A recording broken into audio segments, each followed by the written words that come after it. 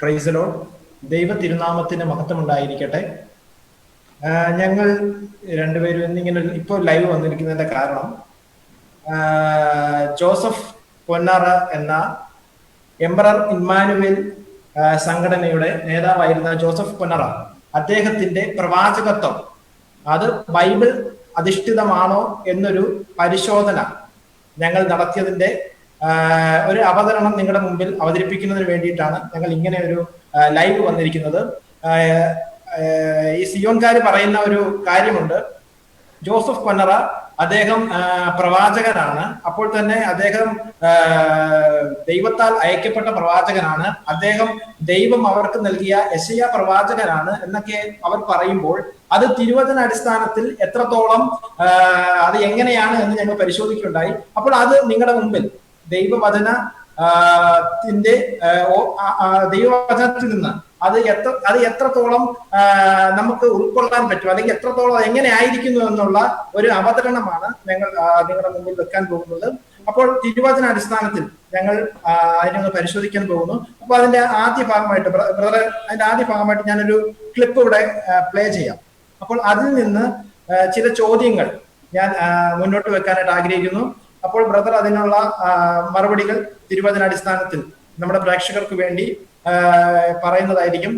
അപ്പോൾ നമുക്കറിയാം, ആ ജോസഫ് പൊന്നറ എന്ന വ്യക്തി താൻ പ്രവാചകനാണെന്നും വചനത്തിൽ പറഞ്ഞിരിക്കുന്ന പ്രവാചകനാണ് താനെന്ന് ജനങ്ങളെ വിശ്വാസികളോട് പറഞ്ഞ വ്യക്തിയാണ്. അപ്പോൾ അങ്ങനെ ഉണ്ടോ എന്ന്, അങ്ങനെ ഒരു പ്രവാചകൻ ഇനി ബൈബിൾ പറഞ്ഞിരിക്കുന്ന ഒരു പ്രവാചകൻ ഇനിയും വരുമോ, അല്ലെങ്കിൽ ഇപ്പോൾ ഭൂമിയിൽ ഉണ്ടായിരുന്നോ എന്നുള്ളൊരു പരിശോധനയാണ് നമ്മൾ നടത്താൻ പോകുന്നത്. അപ്പൊ അദ്ദേഹം അവരുടെ ഒരു വീഡിയോ ക്ലിപ്പ് ഞാൻ അവിടെ പ്ലേ ചെയ്യാം. ുള്ളവരെ, ഈ പുസ്തകത്തിൽ എഴുതി വെച്ച എല്ലാവർക്കും സാക്ഷ്യം നൽകിയ ദൈവനാമത്തിൽ സംസാരിച്ച ഒരു പ്രവാചകനേ ഉള്ളൂ. ആ പ്രവാചകനാണ് സത്വാർത്ഥയുടെ ദൂതൻ, ഉടമ്പടിയുടെ ദൂതൻ. ആമേൻ. അപ്പോൾ ഈ വീഡിയോയ്ക്കകത്ത് പറഞ്ഞിരിക്കുന്നത് എല്ലാവർക്കും സാക്ഷ്യം നൽകിയ ഒരു പ്രവാചകനെ ഉള്ളൂ എന്നാണ്. അത് അവർക്ക് നൽകപ്പെട്ട ആ സാറ് പൊന്നാറ സാറാണെന്നാണ് ആ വീഡിയോ ക്ലിപ്പിൽ പറയുന്നത്. ഞാൻ വേണമെങ്കിൽ പ്രേക്ഷകർക്ക് ആ വീഡിയോ ക്ലിപ്പ് ഒന്നും കൂടെ കേൾപ്പിക്കാം. അപ്പൊ ഒന്നുകൂടെ ക്ലിയർ ആയിട്ട് കേൾക്കാം. ുള്ളവരെ, ഈ പുസ്തകത്തിൽ എഴുതി വെച്ച എല്ലാവർക്കും സാക്ഷ്യം നൽകിയ ദൈവനാമത്തിൽ സംസാരിച്ച ഒരു പ്രവാചകനേ ഉള്ളൂ. ആ പ്രവാചകനാണ് സത്വാർത്ഥയുടെ ദൂതൻ, ഉടമ്പടിയുടെ ദൂതൻ. ആമേൻ. ഓക്കെ. അപ്പോൾ ആ വോയിസിൽ പറയുന്ന വ്യക്തി പറയുന്നത് അവർക്ക് നൽകപ്പെട്ട പ്രവാചകൻ പൊന്നാറ സാർ ആണെന്നുള്ളതാണ് പറയുന്നത്. അതായത് ദൈവനാമത്തിൽ സംസാരിച്ച ഏക വ്യക്തി, മറ്റുള്ള പ്രവാചകന്മാർക്കൊക്കെ സാക്ഷ്യത്തിനായിട്ട് സംസാരിച്ച ഏക വ്യക്തി ജോസഫ് പൊന്നാറ സാർ ആണെന്നാണ് പറയുന്നത്. അപ്പോൾ എന്റെ ചോദ്യം ഇവിടെ, ഒന്നാമത്തെ ചോദ്യം എന്ന് പറയുന്നത്, ജോസഫ് പൊന്നാറ എന്ന ഈ പ്രവാചകൻ ആണെന്ന ഇവരുടെ ഈ പ്രസ്താവന, ജോസഫ് പൊന്നാറ സാറ് ഒരു പ്രവാചകനാണെന്നുള്ള ഇവരുടെ ഈ പ്രസ്താവന എത്രത്തോളം ബ്രദറിനെ യോജിക്കാൻ പറ്റും? അതാണ് ഒന്നാമത്തെ ചോദ്യം. അതിനു മുമ്പായിട്ട് നമ്മുടെ ഈ ലൈവിലേക്ക് കടന്നു വന്നിരിക്കുന്ന എല്ലാവരെയും ഞാൻ യേശുക്രിസ്തുവിന്റെ നാമത്തിൽ സ്വാഗതം ചെയ്യുകയും കഴിഞ്ഞ ലൈവുകളിൽ ഞങ്ങളോട് കാണിച്ച സഹകരണത്തിനും ധാരാളം ഷെയറുകൾ ഓരോ ലൈവുകളിലും ദൈവജനം ചെയ്യുന്നുണ്ട്. ഷെയറുകളെല്ലാം കർത്താവിന്റെ നാമത്തിന്റെ മഹത്വത്തിനായി മാറട്ടെ. അങ്ങനെ ഒരു നല്ല സമീപനം ഞങ്ങൾ ചെയ്യുന്ന ഈ പ്രോഗ്രാമിൽ, അല്ലെങ്കിൽ ഈ എംപറർ ഇമ്മാനുവേൽ എന്ന് പറയുന്ന ഈ പ്രസ്ഥാനം ദൈവവചന പ്രകാരമുള്ളതാണോ എന്നുള്ള പരിശോധനയുടെ ഭാഗമായി നടത്തുന്ന എല്ലാ പ്രോഗ്രാമിലും കടന്നു വന്ന് അത് ശ്രദ്ധിക്കുകയും പിന്നീട് ഷെയർ ചെയ്യുകയും ഒക്കെ ചെയ്യുന്ന എല്ലാവരോടും ഞങ്ങൾ നന്ദി പറയാം. ഇന്നും ഇതുപോലെ ഈ പ്രോഗ്രാമിൽ ഇതൊരു മുൻകൂർ അറിയിപ്പോടുകൂടെ ചെയ്യുന്ന ഒരു പ്രോഗ്രാം അല്ല, എങ്കിലും പ്രേക്ഷകർ ഉണ്ടാകും എന്ന് വിചാരിക്കുന്നു, ഷെയറുകൾ ഉണ്ടാകുമെന്ന് വിചാരിക്കുന്നു. ആ വോയിസ് ക്ലിപ്പില് എംപറർ ഇമ്മാനുവേൽ ചർച്ചിന്റെ നിലവിലുള്ള ഏതോ ലീഡേഴ്സ്, ശുശ്രൂഷകര്, ഒരു ചർച്ച എന്നാണല്ലോ അവകാശപ്പെടുന്നത്, അവർ പറയുന്ന ഒരു വോയിസ് ആണത്. ആ വോയിസ് വീഡിയോ ആക്കി കാണിച്ചെന്ന് മാത്രമേ ഉള്ളൂ. ആ വോയിസില് അവര് പറയുന്നത് ദൈവത്തിന്റെ പ്രവാചകനാണ് ജോസഫ് പൊന്നാർ എന്നാണ്. അദ്ദേഹം ദൈവനാമത്തിൽ പ്രസംഗിച്ച ഏക പ്രവാചകനാണോ എന്നുള്ളത് നമുക്ക് ഈ സീരീസിന്റെ ഇതിന്റെ ബാക്കി ഭാഗങ്ങൾ വരുമ്പോൾ നമുക്ക് ചിന്തിക്കാം. ഇപ്പോഴെന്താണെങ്കിലും ജോസഫ് പൊന്നാർ പ്രവാചകനാണോ എന്നുള്ള ചോദ്യമാണ് പ്രസക്തമായിരിക്കുന്ന ചോദ്യം. ഇദ്ദേഹം പ്രവാചകനാണെന്ന് നമ്മൾ അംഗീകരിക്കുകയാണെങ്കിൽ ഏതെങ്കിലും നിലയിൽ ഈ ജോസഫ് സാറ് അഥവാ ജോസഫ് പൊന്നാർ എന്നറിയപ്പെട്ട അദ്ദേഹം പ്രവാചകനാണെന്ന് നമ്മൾ തർക്കത്തിന് വേണ്ടിയോ വാദത്തിന് വേണ്ടിയോ അവരെ ഒന്ന് സന്തോഷിപ്പിക്കാൻ വേണ്ടിയോ സമ്മതിക്കുകയാണെങ്കിൽ പോലും അങ്ങനെയെങ്കിൽ നമ്മുടെ മുന്നിലേക്ക് വരുന്നത് 2 ചോദ്യങ്ങളാണ്.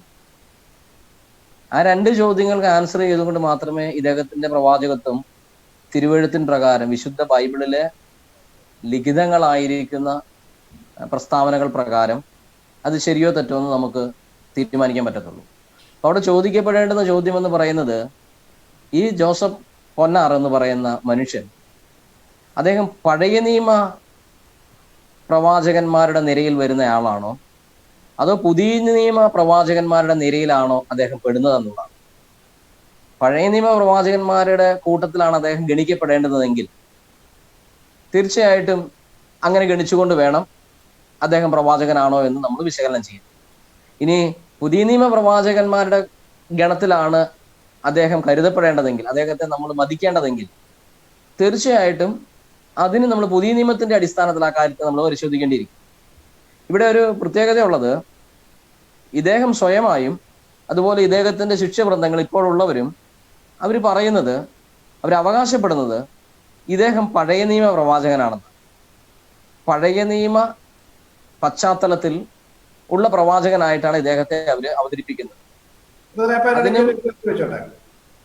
ഈ പുതിയ നിയമ കാലഘട്ടത്തിൽ എങ്ങനെയാണ് ഒരു പഴയ നിയമ പ്രവാചകനെ നമുക്ക് എങ്ങനെയാണ് ഒരു പഴയ നിയമ പ്രവാചകൻ വരുന്നത് ഈ പുതിയ നിയമ കാലഘട്ടത്തിൽ? ഒരു ന്യായമായിട്ട് ഇടയ്ക്ക് പ്രേക്ഷകർക്ക് വരുന്നൊരു സംശയമാണ്. എങ്ങനെയാണ് നമുക്ക് മനസ്സിലാക്കാൻ പറ്റുന്നത്? അതിനോട് ഇടയ്ക്കൊന്ന് പറയണേ. ഇദ്ദേഹം ഒരു പഴയ നിയമ പ്രവാചകനാണെന്ന് അവരവകാശപ്പെടുന്നതാണ്. അവരുടെ അവകാശവാദം കേൾക്കുമ്പോൾ സ്വാഭാവികമായിട്ടും ആളുകളുടെ മനസ്സിലേക്ക് ഓടി വരുന്നത് ചോദ്യമാണ് നിതിൻ ചോദിച്ചത്. ഈ പുതിയ നിയമ കാലഘട്ടത്തിൽ എങ്ങനെയാണ് പഴയ നിയമ പ്രവാചകന്മാര് ഉണ്ടാകുക എന്നുള്ളത്. ഈ പുതിയ നിയമ കാലഘട്ടം എന്ന് പറഞ്ഞിട്ടുണ്ടെങ്കിൽ അതിന്റെ അർത്ഥം, ഈ പഴയ നിയമ കാലഘട്ടം എന്ന് പറഞ്ഞാലും അതിന്റെ അർത്ഥം എന്താണെന്ന് നമ്മൾ കറക്റ്റ് മനസ്സിലാക്കിയിരിക്കണം. ഇപ്പം ഒരു ബൈബിള് ഒരു അത്യാവശ്യ നിലയിലൊക്കെ വായിക്കുകയും പഠിക്കുകയും ഒക്കെ ചെയ്തിരിക്കുന്ന ആളുകൾക്ക് അത് മനസ്സിലാകും. പഴയ നിയമം എന്ന് പറഞ്ഞിട്ടുണ്ടെങ്കിൽ മോശ മുഖാന്തരം ലഭിച്ച ആ പ്രമാണത്തിന്റെ കീഴിലുള്ള, അതായത് ന്യായപ്രമാണത്തിന്റെ കീഴിലുള്ള പ്രവാചക ശുശ്രൂഷകളെ എല്ലാം കൂടെ ഉൾപ്പെടുത്തിക്കൊണ്ടാണ്, മലാഖി വരെയുള്ള പ്രവചന പുസ്തകങ്ങളെ ഉൾപ്പെടുത്തിക്കൊണ്ടാണ് ഈ പഴയ നിയമ പ്രവാചകന്മാരെന്ന് ഉള്ള തസ്തികയിൽപ്പെടുത്തിയിരിക്കുന്നത്. അങ്ങനെയാണ് നമ്മൾ അതിനെ മനസ്സിലാക്കുന്നത്. അതിന് കൂടുതൽ വിശദീകരണം നമ്മൾ താഴെ പറയുന്നതാണ്, പിന്നീട് നമ്മൾ പറയുന്നതാണ്. എന്നാൽ ഈ ജോസഫ് പൊന്നാറ പുതിയ നിയമ പ്രവാചകന്മാരെന്ന് പറഞ്ഞിട്ടുണ്ടെങ്കിൽ യേശു ക്രിസ്തു പുതിയ നിയമത്തിന്റെ ഉടമ്പടിയുമായി വന്നതുകൊണ്ട്, മോശ പഴയ നിയമത്തിന്റെ ഉടമ്പടിയും ന്യായപ്രമാണവുമായിട്ടാണ് വന്നതെങ്കിൽ യേശു ക്രിസ്തു തന്റെ രക്തത്താൽ സ്ഥാപിതമായ പുതിയ നിയമം എന്ന ഉടമ്പടിയുമായി വന്നതുകൊണ്ട് പുതിയ നിയമപ്രകാരം യേശു ക്രിസ്തുവിലൂടെ ദൈവത്തെ അറിയുന്ന ഏതൊരു വ്യക്തിക്കും അവരിൽ നിന്ന് എഴുന്നേൽക്കപ്പെടുന്ന പ്രവാചകന്മാരെയാണ് പുതിയ നിയമത്തിന്റെ പ്രവാചകന്മാരെന്നറിയപ്പെടുന്നത്. ഇവിടെ ജോസഫ് പൊന്നാറ സാറിനെ സംബന്ധിച്ച് ഇങ്ങനെ ഒരു ടീച്ചിങ് അദ്ദേഹം മുന്നോട്ട് വെക്കുകയും അദ്ദേഹം പഴയ നിയമ പ്രവാചകനാണെന്ന് അവകാശപ്പെട്ടതിനെ കാരണം ലോകത്തിൽ അവരുടെ ഇടയിൽ മാത്രമുള്ള, അതായത് ഈ എംപറർ ഇമ്മാനുവേൽ ഈ ഗ്രൂപ്പിനിടയിൽ മാത്രമുള്ള ഒരു ടീച്ചിങ് ആണ്, ഈ പഴയ നിയമ പ്രവാചകന്മാരെല്ലാവരും വീണ്ടും തിരിച്ചു വരുമെന്നും അവർ മനുഷ്യ ശരീരത്തിൽ ഈ ഭൂമിയിൽ ജീവിക്കുമെന്നും അവരൊക്കെ സിയോനിൽ വരുമെന്നും സിയോനിൽ അവരോടുകൂടി ഇവര് സമയം ചെലവഴിക്കുമെന്നും ഒക്കെയുള്ള ടീച്ചിങ് ആണ് അവർക്കുള്ളത്. ഇതിന്റെ ഒരു പ്രശ്നം എന്ന് പറയുന്നത്, ശരിക്കും നമ്മൾ ബൈബിള് പഠിച്ചു കഴിഞ്ഞാൽ അങ്ങനെ ഒരു പ്രവാചകന്മാരുടെ മടങ്ങി വരവിനെ കുറിച്ച് ബൈബിളിൽ ഒരിടത്തും രേഖപ്പെടുത്തിയിട്ടില്ല. ഇപ്പം അതിനൊരു ഏതെങ്കിലും നിലയിലൊരു എക്സെപ്ഷൻ ഉണ്ടെന്ന് തോന്നിക്കുന്ന പോർഷൻസ് എന്ന് പറയുന്നത്, സ്നാപക യോഹന്നാൻ വന്നു നിന്നപ്പോൾ അദ്ദേഹത്തെ കുറിച്ച് ചോദിച്ചിട്ടുണ്ട്, നീ ആ പ്രവാചകനാണോ അതോ ഏലിയാവാണോ, ഇങ്ങനെയെല്ലാം ചോദിച്ചിട്ടുണ്ട്. കർത്താവ് അതിന് മറുപടിയും കർത്താവിന്റെ കാലത്ത് തന്നെ കൊടുത്തിട്ടുമുണ്ട്. അല്ലാതെ ആ ആത്മാവിൽ ഏലിയാവിന്റെ ആത്മാവോട് കൂടെയാണ് സ്നാപക യോഹന്നാൻ വന്നത് എന്നുള്ള ആശയമാണ് പുതിയ നിയമം അതിനെ നമുക്ക് നൽകുന്നത്. അപ്പൊ പുതിയ നിയമം നമ്മൾ ബൈബിൾ മൊത്തത്തിൽ പരിശോധിക്കുമ്പോൾ ഒരു പുനർജീവനത്തെ കുറിച്ച് ബൈബിൾ പഠിപ്പിക്കുന്നുണ്ട്. അതായത് മരിച്ചുപോയ ആളുകളെ വീണ്ടും ജീവിപ്പിച്ച ചരിത്രം പ്രവാചകന്മാർ അങ്ങനെ ചെയ്തിട്ടുണ്ട്, യേശുക്രിസ്തു അങ്ങനെ ചെയ്തിട്ടുണ്ട്. അപ്പൊ അതിനൊരു പുനർജീവിപ്പിക്കലാണ് അവരുടെ ശവം അടക്കുന്നതിന് മുൻപ്. അത്തരം സന്ദർഭങ്ങളും ഒക്കെ നമ്മൾ വായിക്കുന്നുണ്ട്. അതുപോലെ തന്നെ ബൈബിൾ നമ്മൾ പരിശോധിച്ച് കഴിഞ്ഞിട്ടുണ്ടെങ്കിൽ പുനരുദ്ധാനത്തെ കുറിച്ച് നമ്മൾ വായിക്കുന്നുണ്ട്. അതായത് മരിച്ച് മൺമറഞ്ഞു പോയ ആളുകൾ പുനരുദ്ധാനം ചെയ്തു വന്നതായിട്ടും അവർ ചിലർക്ക് പ്രത്യക്ഷമായതായിട്ടും പിന്നീട് കർത്താവിന്റെ വരവിങ്കൽ ഇതുപോലെ വിശുദ്ധന്മാരുടെ പുനരുദ്ധാനം, പഴയ നിയമ വിശുദ്ധന്മാരുടെയും പുതിയ നിയമ വിശുദ്ധന്മാരുടെയും പുനരുദ്ധാനം അതിന്റെ സമയക്രമം അനുസരിച്ച് നടക്കുമെന്നും ഒക്കെ ഉള്ളത് നമുക്ക് തിരുവെടുത്തിൽ നിന്ന് മനസ്സിലാവും. എന്നാൽ ഈ ജോസഫ് പൊന്നാറ എന്ന് പറയുന്ന ഈ പ്രവാചകൻ പഠിപ്പിച്ചത് ആ നിലയിലുള്ള ഒരു പുനർജീവനത്തെ കുറിച്ചോ പുനരുദ്ധാനത്തെ കുറിച്ചോ അല്ല അദ്ദേഹം പറയുന്നത്. ഇവര് പറയുന്നത് ഈ ഹൈന്ദവ വിശ്വാസമൊക്കെ പോലെ തോന്നിക്കുന്ന ഒരു തലത്തിലാണ്. അവരൊരു പുനരവതാരമെന്നോ ഒരു പുനർജന്മം ഒക്കെ പറയാൻ പറ്റും. ഒരു പുനർജന്മം എന്നുള്ള വിശ്വാസം ഉണ്ടല്ലോ. അതായത് യെശയ്യാ പ്രവാചകൻ മരിച്ചുപോയി, അതുപോലെ തന്നെ മറ്റു പ്രവാചകന്മാരൊക്കെ മരിച്ചുപോയി. ഈ മരിച്ച പ്രവാചകന്മാർ ഓരോരുത്തര് പിന്നെയും ലോകത്തിൽ വന്ന് മനുഷ്യരായി വീണ്ടും ജനിച്ച് ജീവിക്കുന്നു. ഒരു വിധത്തിൽ പറഞ്ഞിട്ടുണ്ട് ഒരു റീഇൻകാർണേഷൻ, അല്ലെങ്കിൽ ഒരു എന്താ പറയുന്നത്, ഹിന്ദു വിശ്വാസ പ്രകാരം പറയുകയാണെങ്കിൽ ഒരു പുനർജന്മം, വീണ്ടും പ്രവാചകനായി വന്ന് ജീവിക്കുന്നു. അന്നങ്ങോ BC 700-കളിൽ ശുശ്രൂഷ കഴിഞ്ഞ് ദൈവസന്നിധിയിൽ വിശ്രമിക്കാൻ കടന്നുപോയ യെശയ്യാ പ്രവാചകൻ വീണ്ടും ജോസഫ് പൊന്നാറ എന്ന പേരിൽ ഈ ശരീരത്തിൽ യെശയ്യാ പ്രവാചകൻ തന്നെ ഇറങ്ങി വന്നിരിക്കുകയാണ് എന്ന് നിങ്ങൾ വിശ്വസിക്കണമെന്ന് അവർ പറയുന്ന വീഡിയോസ് നമുക്ക് ലഭ്യമാണ്. അപ്പൊ അതിൽ നിന്ന് നമുക്ക് മനസ്സിലാക്കാൻ കഴിയുന്ന ഒരു കാര്യം, ഇതും ചോദിച്ചില്ലേ, ഇത് എങ്ങനെയാണ് ഈ പുതിയ നിയമ കാലഘട്ടത്തിൽ ഇങ്ങനത്തെ പ്രവാചകന്മാർ ഉണ്ടാകുമെന്ന് ചോദിച്ചാൽ ബൈബിളിൻ പ്രകാരം ഉണ്ടാകില്ല. പക്ഷെ ഇവരങ്ങനെ ചിന്തിക്കുകയും അങ്ങനെ പഠിപ്പിക്കുകയും ചെയ്യുന്നു എന്നുള്ളത് മാത്രമേ ഉള്ളൂ നമുക്ക് അതിനകത്ത് മനസ്സിലാക്കാൻ പറ്റത്തുള്ളൂ. അല്ലാതെ ഒരു പുനർജന്മം ഉണ്ട് എന്ന് ബൈബിൾ ഒരിടത്തും പഠിപ്പിക്കുന്നില്ല. വിശുദ്ധ ബൈബിളിൽ നമുക്കറിയാം, രേഖപ്പെടുത്തിയിട്ടുണ്ടല്ലോ. എബ്രായ ലേഖനം 9-ാം അധ്യായത്തിന്റെ 27, 28 വാക്യങ്ങൾ വായിച്ചാൽ അവിടെ നമുക്കറിയാം. അവിടെ വളരെ വ്യക്തമായിട്ട് ദൈവത്തിന്റെ വചനം പറയുന്നുണ്ട്, ഒരിക്കൽ മരിക്കുകയും പിന്നെ ന്യായവിധിയും ദൈവം മനുഷ്യർക്ക് നിയമിച്ചിരിക്കുന്നു. ഒരു മനുഷ്യനെ സംബന്ധിച്ച് ഈ ഭൂമിയിൽ ഒരു ജന്മമേ ഉള്ളൂ. അതിനുശേഷം അവൻ മരിച്ചു മാറ്റപ്പെടും. അവന് പിന്നീട് ന്യായവിധിയാണുള്ളത്. അല്ലാതെ അത് പ്രവാചകന്മാരാണെങ്കിലും പുതിയ നിയമ വിശുദ്ധന്മാരാണെങ്കിലും അവരെല്ലാവരും ക്രിസ്തുവിന്റെ ന്യായാസനത്തിന്റെ മുൻപാകെ നിൽക്കേണ്ടി വരും. അതുപോലെ തന്നെ കർത്താവിൽ മരിക്കുന്ന വൃതന്മാർ അവരുടെ പ്രയത്നങ്ങളിൽ നിന്ന് വിശ്രമിക്കേണ്ടതാകുന്നു. അങ്ങനെയാണ് തിരുവെടുത്ത് പറയുന്നത്. അവരുടെ ശുശ്രൂഷാകാലം തികച്ച് ഭൂമി വിട്ടവർ മാറ്റപ്പെട്ട് കഴിഞ്ഞാൽ അവർ പിന്നെ വിശ്രമിക്കേണ്ടുന്ന സ്ഥലമാണ് കർത്താവിന്റെ വരവ് വരെയുള്ള കാലഘട്ടത്തിൽ അവർ വിശ്രമിക്കേണ്ടതാണ്. അപ്പൊ അവരുടെ വിശ്രമത്തിന് ഭംഗം വരുത്തിക്കൊണ്ട് പ്രവാചകൻ വീണ്ടും ഇറങ്ങി വന്നു എന്ന് പറഞ്ഞാൽ അത് തിരുവെഴുത്തിൻ പ്രകാരം നമുക്ക് അംഗീകരിക്കാൻ പറ്റാത്ത ഒരു കാര്യമാണ്. അപ്പം എന്തുകൊണ്ടാണ് ഇങ്ങനെയൊക്കെ പുതിയ നിയമ കാലഘട്ടത്തിൽ പഴയ നിയമ പ്രവാചകന്മാർ വരുമോ എന്ന് ചോദിച്ചിട്ടുണ്ടെങ്കിൽ, പുതിയ നിയമ കാലഘട്ടത്തിൽ പുതിയ നിയമത്തിന്റെ പ്രമാണം ഇറങ്ങിയതിന് ശേഷം പഴയ നിയമ പ്രവാചകന്മാർ വീണ്ടും ഇവിടെ വന്ന് ജീവിക്കുമെന്നുള്ളതിന് ഈ ടോട്ടൽ തിരുവെടുത്ത് പരിശോധിച്ചാൽ ഒരു തെളിവും നമുക്ക് ലഭ്യമല്ല. പക്ഷെ ഇദ്ദേഹം എങ്ങനെയോ അവരുടെ കൂട്ടത്തിലുള്ള ആളുകളെ അത് പറഞ്ഞ് പഠിപ്പിച്ചു, അത് വിശ്വസിക്കുമാറാക്കി എന്ന് പറയുന്നതായിരിക്കും അതിന്റെ ശരി. ഓക്കെ, അപ്പോൾ അദ്ദേഹം ഒരു പഴയ നിയമ പ്രവാചകൻ ആണെന്ന് പറയുമ്പോൾ തന്നെ അത് തിരുവചന അടിസ്ഥാനത്തിൽ നമുക്ക് അംഗീകരിക്കാൻ പറ്റത്തില്ല, അല്ലെങ്കിൽ അത് തിരുവചനത്തിന് നിരക്കുന്നതല്ല എന്നാണ് ബ്രദർ പറഞ്ഞു വരുന്നത് അല്ലേ? അതെ അതെ. ഓക്കെ, അതേക്കുറിച്ച് വേറെ എന്തെങ്കിലും എൻ്റെ കൂടെ പറയാനുണ്ടോ ബ്രദർ? തിരുവചന പ്രകാരം തിരുവെഴുത്തിൻ പ്രകാരം അത് അംഗീകരിക്കാൻ പറ്റത്തില്ല. അതിന് പല കാരണങ്ങളുണ്ട്.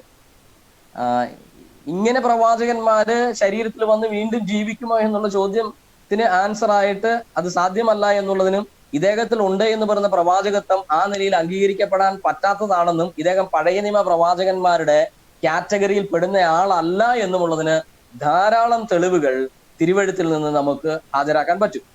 അതിൽ ചില കാര്യങ്ങളാണ് നമുക്ക്, ഞാൻ ഒന്ന് രണ്ട് എണ്ണം ഇങ്ങനെ പറഞ്ഞു പോകാം, പിന്നീട് മുന്നോട്ട് പോകുമ്പോൾ തന്നെ ആ കാര്യങ്ങൾ പിന്നെയും ചോദ്യങ്ങൾക്കനുസരിച്ച് വിശദീകരിക്കാമെന്ന് ഞാൻ വിചാരിക്കാം. അപ്പൊ ഈ ഒരു പ്രവാചകത്വത്തിന്റെ ഭാഗമായിട്ട് ഇദ്ദേഹത്തെ നമുക്ക് അംഗീകരിക്കാൻ പറ്റാതെ വരുന്നതിന്റെ വളരെ പ്രധാനപ്പെട്ട ഒരു കാര്യം എന്ന് പറയുന്നത്, ഈ പഴയ നിയമ പ്രവാചകന്മാരെല്ലാവരും പ്രവചിച്ചിട്ടുള്ളത് അവരുടെ പ്രവചന ശുശ്രൂഷ കാലഘട്ടത്തിൽ അവര് പഴയ നിയമത്തിലെ മറ്റു പ്രവാചകന്മാർക്ക് ലഭിച്ച വെളിപ്പാടുകളുടെ ഒരു തുടർമാന്യത, ഒരു തുടർച്ചയായിട്ടാണ് പഴയ നിയമ പ്രവാചകന്മാരെല്ലാവരും ശുശ്രൂഷ ചെയ്തിട്ടുള്ളത്.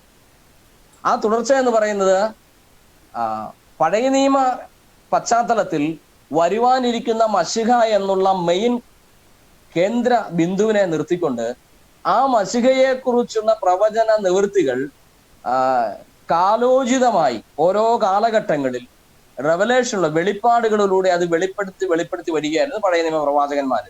അങ്ങനെ വെളിപ്പെടുത്തുമ്പോൾ മറ്റൊരു പ്രത്യേകത കൂടെ അതിനകത്ത് വരുന്നുണ്ട്. അതെന്താണെന്ന് ചോദിച്ചിട്ടുണ്ടെങ്കിൽ, പ്രവാചകന്മാര് പ്രവചന കാലഘട്ടത്തിൽ അവർ ജീവിച്ചിരുന്നത് ഇസ്രായേൽ ജനതയുടെ ചരിത്ര പശ്ചാത്തലവുമായി ബന്ധപ്പെട്ട, ഇസ്രായേലിന്റെ ചരിത്രത്തിൽ നിൽക്കാതെ കണ്ട് ഒരു പ്രവാചകനും ക്രിസ്തുവിനെ കുറിച്ച്, വരുവാനിരുന്ന മശിഹയെ കുറിച്ചോ മശിഹയുടെ എന്തെങ്കിലും യാഥാർത്ഥ്യങ്ങളെ കുറിച്ചോ അവർ പ്രവചിച്ചിട്ടില്ല. അപ്പോൾ നമ്മൾ ഇവിടെ മനസ്സിലാക്കുന്നത്, ഈ ജോസഫ് പൊന്നാറ എന്ന് പറയുന്ന ഇദ്ദേഹത്തെ നമ്മൾ പരിശോധിക്കുമ്പോൾ ഒരു വിധത്തിലും പഴയ നിയമ പ്രവാചകന്മാരുടെ പ്രവചനപരമായ പിന്തുടർച്ച അവകാശം ഇദ്ദേഹത്തിനില്ല. കാരണം അദ്ദേഹം ഇസ്രായേലിന്റെ ഭൂപ്രദേശത്ത് ജീവിച്ചിട്ടില്ല. ഇസ്രായേലിന്റെ ഭൂപ്രദേശത്ത് ജീവിക്കണമെന്ന് നിർബന്ധമില്ല. പക്ഷെ ഇസ്രായേലിന്റെ ചരിത്രവുമായി ബന്ധമുള്ള വ്യക്തിയായിരിക്കണമെന്ന് നിർബന്ധമുണ്ട്. അത് ജന്മം കൊണ്ട്, ജീവിതം കൊണ്ട്, അവരനുഭവിച്ച കഷ്ടങ്ങളിലൂടെ, അടിമത്തത്തിലൂടെ, രാജാക്കന്മാരുടെ കാലഘട്ടത്തിലൂടെ, ഇങ്ങനെയെല്ലാം കടന്നു വന്ന ഇസ്രായേലിന്റെ വൈഷമ്യങ്ങളെ അനുഭവിച്ചിട്ടാണ് അവര് പ്രവചനങ്ങൾ നടത്തിയിട്ടുള്ളത്. അപ്പം എപ്പോഴും സംഭവിക്കേണ്ട പ്രവചനമാണെങ്കിലും പ്രവാചകന്റെ കാലഘട്ടത്തിൽ അത് സംഭവിച്ചില്ലെങ്കിൽ ഈ ജനതയുടെ അടുത്ത കാലഘട്ടത്തിൽ അത് സംഭവിക്കേണ്ടതാണ്. അപ്പം ഒരു പ്രവാചകൻ പറഞ്ഞതിന്റെ ചരിത്രപരമായ തുടർച്ചയായിരിക്കും മറ്റൊരു പ്രവാചകൻ വന്ന് പ്രവചിച്ചിട്ടുള്ളത്. ഇവിടെ ജോസഫ് പൊന്നാറ സാറിന്റെ പ്രവചനങ്ങൾ നമ്മൾ പരിശോധിച്ചു കഴിഞ്ഞാൽ അങ്ങനെ ഒരു തുടർമാനീയത ഇദ്ദേഹത്തിന്റെ പ്രവചനങ്ങളിൽ ഉണ്ടായിട്ടില്ല. അതിന് കാരണം വളരെ ഇൻഡിപെൻഡന്റ് ആയിട്ടുള്ള കാര്യങ്ങളാണ് അദ്ദേഹം പഠിപ്പിച്ചിട്ടുള്ളത്. അപ്പോൾ ഇത്രയും ഇൻഡിപെൻഡന്റ് ആയിട്ടുള്ള കാര്യങ്ങൾ പഠിപ്പിച്ചിട്ട് പഴയ നിയമ പ്രവാചകന്മാരുടെ പിന്തുടർച്ച അവകാശം ഇദ്ദേഹം എങ്ങനെയാണ് നേടിയെടുക്കുന്നത്? അപ്പൊ അങ്ങനെ ഒരു പിന്തുടർച്ച അവകാശം ഉന്നയിക്കാൻ പോലുമുള്ള, ശരിക്കും പറഞ്ഞാൽ തിരുവെഴുത്തിന് പ്രകാരമുള്ള റൈറ്റ് ഈ ജോസഫ് പൊന്നാറ സാറിന്റെ മേൽ പ്രവാചകത്വം ആരോപിക്കുന്നവർക്ക് പഴയ നിയമ പ്രവാചകത്വം ആരോപിച്ചാൽ അത് ലഭ്യമല്ല. അപ്പൊ നമുക്ക് ചരിത്രപരമായ ഒരു പിന്തുടർച്ചയോ റെവലേഷൻസിന്റെ ഒരു പിന്തുടർച്ചയോ ഈ ജോസഫ് പൊന്നാറ എന്ന് പറയുന്ന ഈ മനുഷ്യൻ പഴയ നിയമ പ്രവാചകനാണെന്ന് തെളിയിക്കുമാറ് ഉണ്ടായിട്ടില്ല. പഴയ നിയമ പ്രവാചകനാണെങ്കിൽ ചരിത്രപരമായ ഒരു പിന്തുടർച്ച വേണം, അത് ഇല്ല. രണ്ട്, പ്രവചനങ്ങൾ, ക്രിസ്തുവിനെ കുറിച്ച് പ്രവചിച്ച പ്രവചനങ്ങളിൽ പഴയ നിയമം തൊട്ട് മുന്നോട്ട് വന്ന കാര്യങ്ങളിൽ കൃത്യമായൊരു റെവലേഷനിൽ ഉണ്ടാകുന്ന ഒരു പിന്തുടർച്ച വേണം. അതും ഇദ്ദേഹത്തിന്റെ പ്രവചനങ്ങളിൽ എങ്ങും ഒരിടത്തും ഇദ്ദേഹം പറഞ്ഞ കാര്യങ്ങളിലൊന്നും നമ്മൾ കാണുന്നില്ല. പിന്നെ ഇദ്ദേഹം പറഞ്ഞിട്ടുണ്ട് പലതും, അതെല്ലാം ഓൾറെഡി പുതിയ നിയമത്തില് സ്ലീഹന്മാര് സംഭവിച്ച് കഴിഞ്ഞ കാര്യങ്ങളെ പിന്നെയും എടുത്ത് ഇദ്ദേഹം സംഭവിക്കുമെന്ന് പഠിപ്പിക്കുകയും ഓൾറെഡി സംഭവിച്ച കാര്യങ്ങളെ എടുത്തിട്ട് അത് സംഭവിച്ചില്ല എന്ന് പറഞ്ഞ് പഠിപ്പിക്കുന്നല്ലാതെ കണ്ട് പുതിയതായിട്ട് ഒന്നും ഇദ്ദേഹം അവതരിപ്പിച്ചിട്ടില്ല. ഇദ്ദേഹം പുതിയതായിട്ട് അവതരിപ്പിച്ചു എന്ന് പറയുന്ന കാര്യം നമ്മൾ പിന്നീട് ചിന്തിക്കുന്നതാണ്. അപ്പൊ അതുകൊണ്ട് നമുക്ക് ആ നിലയിൽ പല കാരണങ്ങളിൽ ഒരു കാരണം ഇങ്ങനെ നമുക്ക് അംഗീകരിക്കാൻ പറ്റത്തില്ല എന്നുള്ളതുകൊണ്ട് ഒരു പിന്തുടർച്ച അവകാശം ഇദ്ദേഹത്തിന് പഴയ നിയമ പശ്ചാത്തലത്തിൽ പറയാനില്ല. അതെ, അപ്പം പുള്ളി സംഭവിച്ച കാര്യങ്ങൾ തന്നെ സംഭവിക്കുമെന്ന് പറഞ്ഞിട്ടും പല കാര്യങ്ങളും അത് ഇതുവരെ സംഭവിക്കാതെ അത് വേറെയൊക്കെയാണ് സംഭവിച്ചിട്ടുള്ളത് നമുക്ക് പിന്നീട് തെളിയിക്കേണ്ടിയിരിക്കുന്നു. കാരണം പുള്ളി ആവശ്യമാണെങ്കിൽ നമുക്ക് തെളിയിക്കേണ്ടി വരും നമ്മൾ. കാരണം പുള്ളി പഴയ നിയമത്തിലെ യെശയ്യാ പ്രവാചകനാണ്, തിരിച്ചു വന്ന ആളാണെന്ന് പറഞ്ഞിട്ട് പ്രവചിച്ച പല പ്രവചനങ്ങളും അത് അപ്പോഴേ തന്നെ അതിന്റെ റിസൾട്ട്, അതിന്റെ ഓപ്പോസിറ്റ് സംഭവിക്കുമ്പോൾ എത്രത്തോളം നിതിൻ ബ്രദർ ദൈവം അനുവദിക്കുവാണെങ്കിൽ ഇദ്ദേഹം യെശയ്യാ പ്രവാചകനാണോ എന്നുള്ള കാര്യത്തിൽ നമ്മളൊരു വീഡിയോ ചെയ്യുന്നുണ്ട്, കർത്താവ് അനുവദിച്ചാൽ. ഇദ്ദേഹം യെശയ്യാ പ്രവാചകനാണെന്ന് അവകാശപ്പെടുന്ന കാര്യത്തിൽ ഒരു വീഡിയോ നമ്മൾ ഇതുപോലെ തന്നെ ലൈവ് കൊടുക്കുന്നുണ്ട്. ഞാനായിരിക്കണമെന്നില്ല, സഹോദരന്മാരാരെങ്കിലും ചെയ്യും അത്. അതെ അതെ അതെ. അപ്പോൾ വളരെ വ്യക്തമായിട്ട് ബ്രദർ പറയാനായിടയായി തീർന്നു, പഴയ നിയമത്തിലെ പ്രവാചകന്മാരാരും പിന്നീട് വന്നിട്ടില്ല, കാരണം ഒരിക്കലും മരിക്കേണ്ടതാണെന്ന് പൂർണ്ണമായിട്ടും വളരെ വ്യക്തമായിട്ട് ഏതൊരു വ്യക്തിയും അവരുടെ ശുശ്രൂഷ തികച്ചതിന് ശേഷം അവർ ഈ ഭൂമിയിൽ നിന്ന് പോയിട്ടുണ്ട്. അവരാരും പിന്നീട് തിരിച്ചു വന്നത് രണ്ടാമതൊരു അവതാരമായിട്ട് അവതരിച്ചിട്ടില്ല എന്നുള്ളത് വളരെ വ്യക്തമായിട്ട് ബ്രദർ പറയാനായിടയായി തീർന്നു. അപ്പം നമ്മൾ അടുത്തൊരു ചോദ്യം എന്ന് പറയുന്നത്, നമ്മുടെ ഈ പുതിയ നിയമത്തിന്റെ ഈ ഒരു പുതിയ നിയമം സ്ഥാപിതമായതിനു ശേഷം ഈ പഴയ നിയമത്തിലെ പ്രവാചകത്വം ഇന്ന് നിലനിൽക്കുന്നുണ്ടോ? ഈ പുതിയ നിയമം സ്ഥാപിതമായതിന് ആയിട്ട് പഴയ നിയമത്തിലെ പ്രവാചകത്വം ഇന്ന് നിലനിൽക്കുന്നുണ്ടോ എന്നുള്ളതാണ് അടുത്തൊരു ചോദ്യം. പുതിയ നിയമം സ്ഥാപിതമായതിനു ശേഷം പഴയ നിയമത്തിന്റെ പഴയ നിയമ പ്രവചനങ്ങളോ പ്രവചനങ്ങൾ എഴുതപ്പെട്ട പുസ്തകങ്ങൾ നിലനിൽക്കുന്നുണ്ട്. എന്നാൽ പഴയ നിയമ പ്രവാചക ശുശ്രൂഷ നിലനിൽക്കുന്നില്ല. കാരണം പഴയ നിയമ പ്രവാചകന്മാർക്ക് പുതിയ നിയമത്തിലേക്ക് കടന്നു വരാനുള്ള അനുമതി ഇല്ല. പ്രവാചക ശുശ്രൂഷയുടെ അവസാനം എവിടെ വരെയാണെന്നുള്ളത് പഴയ നിയമ പ്രവാചക ശുശ്രൂഷയുടെ അവസാനം എവിടെ വരെയാണെന്നുള്ള കാര്യം ബൈബിൾ വളരെ വ്യക്തമായിട്ട് പറയുന്നുണ്ട്. അതുകൊണ്ട് ജോസഫ് പൊന്നാറ സാറിന് അതിനിപ്പുറത്തേക്ക് കടന്നു വന്ന് ഞാൻ പഴയ നിയമ പ്രവാചകനാണെന്ന് അദ്ദേഹം അവകാശപ്പെട്ടെങ്കിൽ ആ അവകാശവാദം എഴുതിയിരിക്കുന്ന തിരുവെഴുത്തിന് വിരുദ്ധമായിട്ടുള്ളതാണ്. അതുകൊണ്ടാണ് നമുക്കത് അംഗീകരിക്കാൻ പറ്റാത്തത്. അപ്പൊ പല കാരണങ്ങൾ നമ്മൾ പറഞ്ഞു. അതിലൊരു പ്രധാനപ്പെട്ട കാരണം ഇപ്പൊ ചോദിച്ചുകൊണ്ട് നമുക്ക് തിരുവെഴുത്തിൽ നിന്ന് 1-2 വാക്യങ്ങളുടെ വായിച്ചിട്ട് നമ്മൾ ആ കാര്യം ഒന്ന് സൂചിപ്പിക്കാമെന്ന് ഞാൻ വിചാരിക്കുകയാണ്. ഈ പഴയ നിയമ പ്രവാചക ശുശ്രൂഷയുടെ കാലഘട്ടം എവിടെ വരെയാണെന്നുള്ളത് ഏറ്റവും വ്യക്തമായിട്ട് നമ്മോട് പറഞ്ഞു പഠിപ്പിച്ച ആള് നമ്മുടെ കർത്താവ് തന്നെയാണ്. കർത്താവ് അത് വ്യക്തമായിട്ട് പറഞ്ഞിട്ടുണ്ട്. മത്തായിയുടെ സുവിശേഷം 11-ാം അധ്യായത്തിന്റെ 13-ാമത്തെ വാക്യത്തില്, മത്തായി 11-ന്റെ 13-ാമത്തെ വാക്യം, ഞാൻ POC ബൈബിളിൽ നിന്ന് ആ വാക്യം ഒന്ന് വായിച്ചു കേൾപ്പിക്കാം.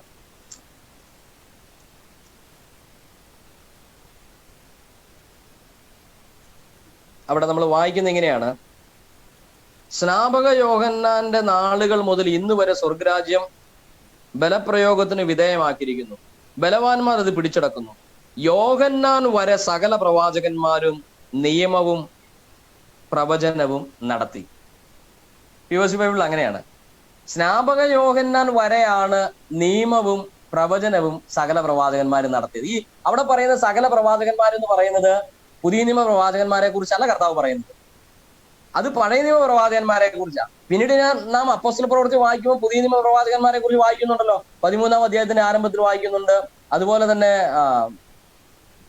7 മക്കൾ പ്രവാചികമാരായ മക്കൾ ഉണ്ടായിരുന്ന ഫിലിപ്പോസിനെ കുറിച്ച് നമ്മൾ വായിക്കുന്നുണ്ട്.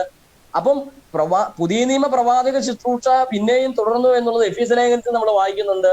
അവൻ അപ്പോസ്തലന്മാരും പ്രവാചകന്മാരും എന്ന അടിസ്ഥാനത്തിൽ സഭയെ പണിതിരിക്കുന്നു. അപ്പൊ പുതിയ നിയമ സഭ രൂപീകൃതമായപ്പോൾ പുതിയ നിയമ പ്രവാചകന്മാരാണ്. എന്നാൽ പഴയ നിയമ പ്രവാചകന്മാര് നിയമത്തിന്റെ അഥവാ ന്യായപ്രമാണത്തിന്റെ കീഴിൽ ശുശ്രൂഷിച്ചവരാണ്. അപ്പൊ ന്യായപ്രമാണം എവിടെ വരെയാണ്? അതുവരെ മാത്രമേ ഈ പഴയ നിയമ പ്രവാചകന്മാർക്ക് ശുശ്രൂഷയുള്ളൂ. അപ്പൊ കർത്താവ് അവിടെ പറയുന്ന സകല പ്രവാചകന്മാരും ന്യായപ്രമാണം യോഹന്നാൻ വരെ. അപ്പം ഈ സ്നാപക യോഹന്നാനെ കുറിച്ച് പറഞ്ഞു വന്നിട്ടാണ് കർത്താവ് അത് പറയുന്നത്. അപ്പൊ സ്നാപക യോഹന്നാൻ ജീവിച്ചിരുന്നപ്പോൾ സ്നാപക യോഹന്നാന്റെ ശുശ്രൂഷ എവിടെ അവസാനിച്ചോ അതോടുകൂടെ പഴയ നിയമത്തിന്റെ അതായത് ന്യായപ്രമാണ പ്രകാരമുള്ള നിയമത്തിന്റെ കീഴിലുള്ള പഴയ നിയമ പ്രവാചക ശുശ്രൂഷ അവിടെ അവസാനിച്ചു. ഇനി അതുണ്ടെന്ന് ഇദ്ദേഹം അവകാശപ്പെടുകയാണെങ്കിൽ അതുകൊണ്ടായിരിക്കണം ഇദ്ദേഹം തന്നെ പറയുന്നത് ഞാൻ സ്നാപക യോഹന്നാനാണെന്ന് ഇദ്ദേഹം പറയുന്നുണ്ട്. ഞാന് ദൈവത്തിന് കർത്താവിന് വഴിയൊരുക്കാൻ വന്ന അവന്റെ മുന്നേ വന്നിരിക്കുന്ന വഴിയൊരുക്കാൻ വന്ന പ്രവാചകനാണ് ഞാനെന്ന് ഇദ്ദേഹം അവകാശപ്പെടുന്നുണ്ട്. അതിന് കാരണം ഇദ്ദേഹത്തിന് അറിയാം ഇതിനിപ്പുറത്തേക്ക് വരാൻ പറ്റില്ലെന്ന്.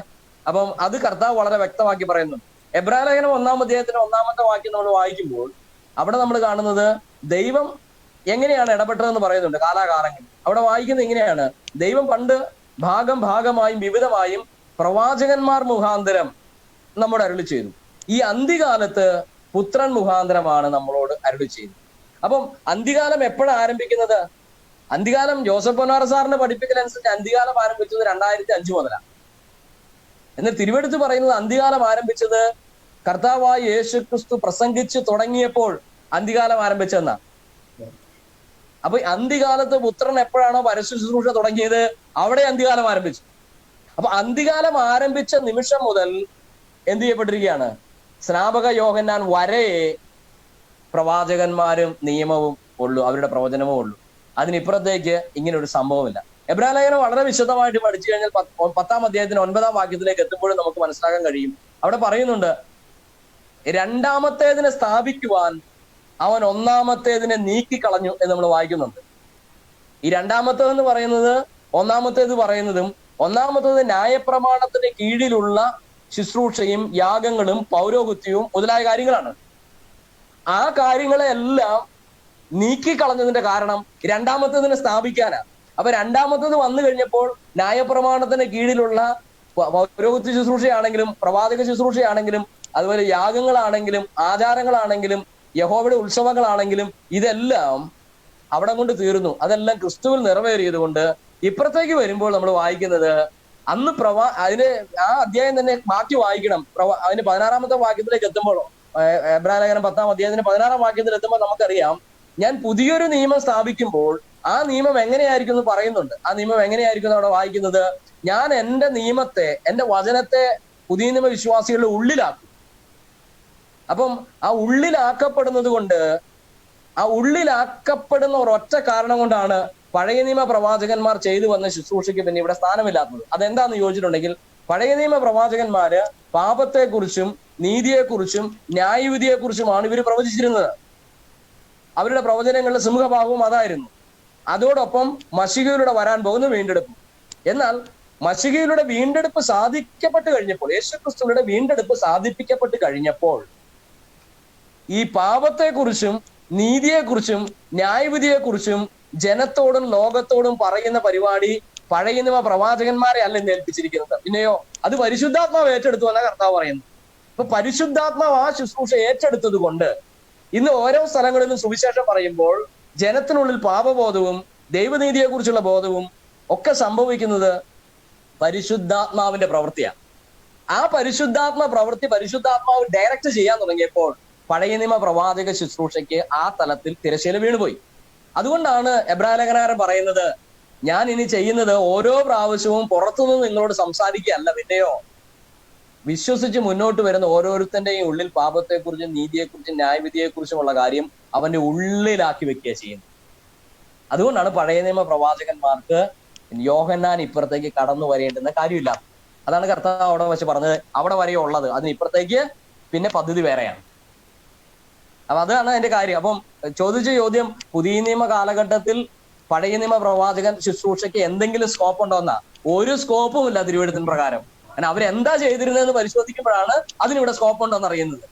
പക്ഷെ ജോസഫ് പൊന്നാറ സാറ് സിയോനിൽ വരുന്ന വചനം അറിയാൻ മേലാത്ത ആളുകളോട് പാപം ചെയ്യരുത്, പാപം ചെയ്യാതെ നിങ്ങൾക്ക് ജീവിക്കാൻ പറ്റും, ഞാൻ ഇപ്പൊ തന്നെ ജീവിക്കുന്നത് എങ്ങനെയാന്ന് കാണിച്ചു തരാം, ഇത് പുള്ളി പരിശുദ്ധാത്മാവായിട്ടും നീതിയായിട്ടും പ്രവാചകനായിട്ടും മെസ്സിയാവായിട്ടും അതുപോലെ തന്നെ എന്താ പറയുന്നത് സുവാർത്താ ദൂതിയായിട്ടും അതുപോലെ സ്നാപകയോഗനാനൊക്കെ ആയിട്ട് പല റോളുകൾ ചെയ്ത് പുള്ളി ഇത് കാണിച്ചു കൊടുത്തു. പക്ഷെ ഈ പരിപാടി മുഴുവൻ പരിശുദ്ധാത്മാവ് ഇപ്പുറത്തെ സഭയോട് കൂടെ ചെയ്യുന്നുണ്ടെന്നുള്ള കാര്യം പുള്ളി അറിയാതാണ് പഴയ നിയമ പ്രവാചകന്റെ റോളെടുത്ത് ചാർത്തിയത്. അതെ, നമ്മുടെ ഒരു പോസ്റ്റിന്റെ താഴെ തന്നെ ഒരു വ്യക്തി വന്നിട്ട് ഒരിക്കൽ കമന്റ് ചെയ്തു, ഞങ്ങളുടെ സാറ് പാപം ചെയ്യാതെ ജീവിച്ച വ്യക്തിയാണ്, കാരണം അദ്ദേഹത്തിന് അത് കഴിയുമായിരുന്നു, കാരണം പാപം ചെയ്യാതെ ജീവിക്കാൻ പറ്റുമായിരുന്നു, അതുകൊണ്ട് ഞങ്ങൾക്കും പറ്റും എന്നുള്ളതാണ് അവർ പറയുന്നത്. പഴയ നിയമത്തിൽ ആ ഒരു ന്യായപ്രമാണത്തിന്റെ കീഴിലായാലും അവർക്ക് അഡ്ജസ്റ്റ് ചെയ്ത് പോകാൻ പറ്റുമെന്നുള്ളതാണ്. കാരണം പരിശുദ്ധാത്മാവിന്റെയൊന്നും ഇത് വേണ്ട, അവർക്ക് പഴയ നിയമത്തിന്റെ ന്യായപ്രമാണത്തിന്റെ കീഴിൽ അവർക്ക് പാപം ചെയ്യാതെ ജീവിക്കാൻ പറ്റുമെന്നാണ് സാറ് പഠിപ്പിച്ചു കൊടുത്തത്. അപ്പം അത് പഴയ നിയമ പ്രവാചകത്വത്തിന്റെ പ്രശ്നമാണത്. അതെ, അപ്പം വളരെ വ്യക്തമായി ഇവിടെ, കാരണം പഴയ നിയമ പ്രവാചകന്മാരെല്ലാം ന്യായപ്രമാണത്തിന്റെ കീഴിൽ ശുശ്രൂഷിച്ചവരാണ്. പുതിയ നിയമത്തിന്റെ ആ ശുശ്രൂഷയുടെ ലെവലിലേക്ക് സാറിന് എത്തിപ്പെടാൻ പറ്റിയില്ല. സാറ് പഴയ നിയമത്തിൽ തന്നെ ഇങ്ങനെ കറങ്ങി നിന്ന ഒരു വ്യക്തിയാണ്. അത് വളരെ വ്യക്തമായി നമുക്ക് ബ്രദർ അത് പറഞ്ഞപ്പോ. ഓക്കെ, അപ്പൊ തന്നെ പുള്ളി പറഞ്ഞൊരു കാര്യം, യോഹന്നാനാണെന്ന് പറഞ്ഞു, യെശയ്യാവാണെന്ന് പറഞ്ഞു, ബൈബിളിലെ എല്ലാ ഒരുവിധ ഒരു ക്യാരക്ടേഴ്സും പുള്ളി ആണെന്നുള്ള ഒരു ലെവലിലേക്ക് പുള്ളി പറഞ്ഞു പോയി. ഒന്നിലും ഉറച്ചു നിന്നില്ലെന്ന് എനിക്ക് തോന്നുന്നു. എങ്ങനായാലും ഓക്കെ, അവരെ ഒരു വഴിക്കാക്കിയിട്ട് പുള്ളി പോയി. ഓക്കെ, അപ്പം അദ്ദേഹത്തിന്റെ പ്രവാചകത്വം നമുക്ക് അംഗീകരിക്കാം, തിരുവചനാടിസ്ഥാനത്തിൽ അംഗീകരിക്കാൻ പറ്റത്തില്ല എന്ന് ഇവിടെ വ്യക്തമായി. അടുത്തൊരു ചോദ്യം എന്ന് പറഞ്ഞു കഴിഞ്ഞാൽ, അദ്ദേഹത്തിന്റെ ഈ പ്രവാചകത്വത്തെ അംഗീകരിക്കുവാൻ തിരുവചനാടിസ്ഥാനത്തിൽ ഇത്രയും കാര്യങ്ങളൊക്കെ ഉള്ളൂ, അതോ ഇനിയും എന്തെങ്കിലുമൊക്കെ കാര്യങ്ങൾ പകർന്ന് തിരുവചനാടിസ്ഥാനത്തിൽ തെളിയിക്കാൻ പറ്റുമോ അദ്ദേഹത്തിന് പ്രവാചകത്വം ഇല്ല എന്നുള്ളത്? ഇത് വളരെ പ്രധാനപ്പെട്ട കാര്യം ഞാൻ അങ്ങ് പറഞ്ഞെന്നുള്ളൂ. ഇത് കൂടാണ്ട് പല കാരണങ്ങളും ഉണ്ട്.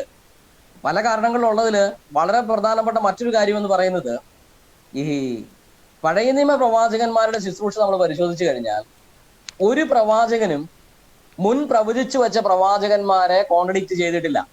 അല്ലെങ്കിൽ അവര് പ്രവചിച്ച കാര്യങ്ങൾക്ക് വൈരുദ്ധ്യാത്മകമായി മുൻ പ്രവാചകന്മാർ പഠിപ്പിച്ചു പോയതിന് വൈരുദ്ധ്യാത്മകമായി ഒരു പ്രവാചകനും പിന്നീട് വന്ന് സംസാരിച്ചിട്ടില്ല. അങ്ങനെ എന്തെങ്കിലും ഒരു വൈരുദ്ധ്യം ഏതെങ്കിലും പ്രവാചകനിൽ ചൂണ്ടിക്കാണിക്കാൻ കഴിയുമോ? പഴയ നിയമ പ്രവാചകന്മാരെ എടുത്തു വെച്ചിട്ട്. അത് കാനോനിക്കൽ പ്രവാചകന്മാരെന്ന് പറയുന്നത്, അതായത് പഴയ നിയമ കാനോനിൽ പെടുന്ന പ്രവാചകന്മാരെ കുറിച്ചാണ് ഞാൻ പറയുന്നത്. അപ്പം കാനോനിക്കൽ പ്രവാചകന്മാരിൽ ഈ 10-16 പ്രവാചകന്മാരുടെ പേര് നമുക്കറിയാലോ കാനോനിക്കൽ ആയിട്ടുള്ളത്.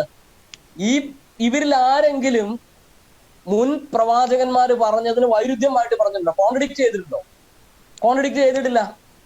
പക്ഷെ എന്നാൽ ഇവിടെ ജോസഫ് പൊന്നാറ സാറിനെ നമ്മൾ പരിശോധിച്ചാൽ അദ്ദേഹം പ്രവാചകനാണെന്ന് അവകാശപ്പെടുമ്പോഴും അദ്ദേഹം താൻ പറഞ്ഞ കാര്യങ്ങൾ പഴയ നിയമ പ്രവചനത്തിനും പുതിയ നിയമ പുസ്തകങ്ങൾക്കും വൈരുദ്ധ്യാത്മകമായി കോൺട്രഡിക്ടറി ആയിട്ടാണ് അദ്ദേഹത്തിന്റെ പ്രവചനങ്ങൾ പലതും നടന്നിട്ടുള്ളത്. അദ്ദേഹത്തിന്റെ ടീച്ചിങ്സ് അങ്ങനെയായിരുന്നു. അപ്പൊ അദ്ദേഹത്തെ ഒരിക്കലും നമുക്ക് ദൈവം പറയുന്ന അല്ലെങ്കിൽ ദൈവാത്മാവ് പ്രവർത്തിച്ച പഴയ നിയമ പ്രവാചക ഗണത്തിൽ അദ്ദേഹത്തെ പെടുത്താൻ പറ്റില്ല. ഒരുപക്ഷെ പഴയ നിയമം ഇപ്പൊ പത്രോസിലേക്ക് പറയുന്നുണ്ടല്ലോ, പഴയ നിയമകാലത്തിൽ ജനത്തിനിടയിൽ കള്ളപ്രവാചകന്മാരുണ്ടായിരുന്നു എന്ന്.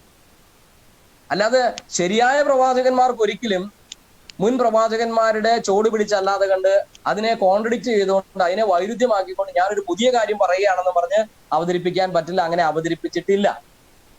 പിന്നെ ഇദ്ദേഹം അങ്ങനെ ചെയ്തിട്ടുണ്ട്. ഇദ്ദേഹം ചെയ്തതിന് പല ഉദാഹരണങ്ങൾ പറയാം. അതിൽ ഒന്നാമത്തെ ഉദാഹരണം തന്നെയാണ് അല്പം മുമ്പ് കർത്താവിനെ പുള്ളി കോൺട്രഡിക്ട് ചെയ്തെന്നുള്ളതാണ്. കർത്താവല്ലേ പറഞ്ഞത്, യേശു കർത്താവല്ലേ നമ്മളോട് പറഞ്ഞത്, പ്രവാചകന്മാരുടെ നിര, പഴയ നിയമ പ്രവാചകന്മാരുടെ ന്യായപ്രമാണത്തിന്റെ നിയമത്തിന്റെയും ശുശ്രൂഷ യോഹന്നാൻ വരെയാണെന്ന് പറഞ്ഞപ്പോൾ ആ ഒരു സ്റ്റേറ്റ്മെന്റിനെ പരിപൂർണമായും കോൺട്രഡിക്ട് ചെയ്തുകൊണ്ടാണ്, അതിന് വിരുദ്ധമായുള്ള പ്രസ്താവനയും നടത്തിക്കൊണ്ടാണ് അദ്ദേഹം പറഞ്ഞത് ഞാൻ പഴയ നിയമത്തിലെ യേശയ്യാ പ്രവാചകനാണെന്ന് പറഞ്ഞ് അദ്ദേഹം രംഗപ്രവേശനം ചെയ്യുന്നു. അപ്പൊ അതെങ്ങനെയാ? ഒന്നാമത് അദ്ദേഹം കർത്താവിനെ കോൺട്രഡിക്ട് ചെയ്തു. കർത്താവ് പറഞ്ഞതിന് പുള്ളി അംഗീകരിച്ചിട്ടില്ല. അതിന് വില കൽപ്പിച്ചിട്ടില്ലെന്നല്ലേ നമുക്ക് മനസ്സിലാക്കാൻ പറ്റുള്ളൂ. അതിന് വില കൽപ്പിക്കുന്ന ഒരാൾക്ക് പറയാൻ പറ്റുമോ? അല്ല, അങ്ങനെയല്ല കർത്താവേ, ഇന്നും യോഹന്നാന് ശേഷവും പഴയ നിയമ പ്രവാചക ശുശ്രൂഷയുണ്ട്, അതാ എന്നിലൂടെ നടക്കുന്നതെന്നാണ് അദ്ദേഹം പറഞ്ഞതിന്റെ അർത്ഥം അങ്ങനെയല്ലേ നമുക്ക് മനസ്സിലാക്കാൻ പറ്റുകയുള്ളൂ.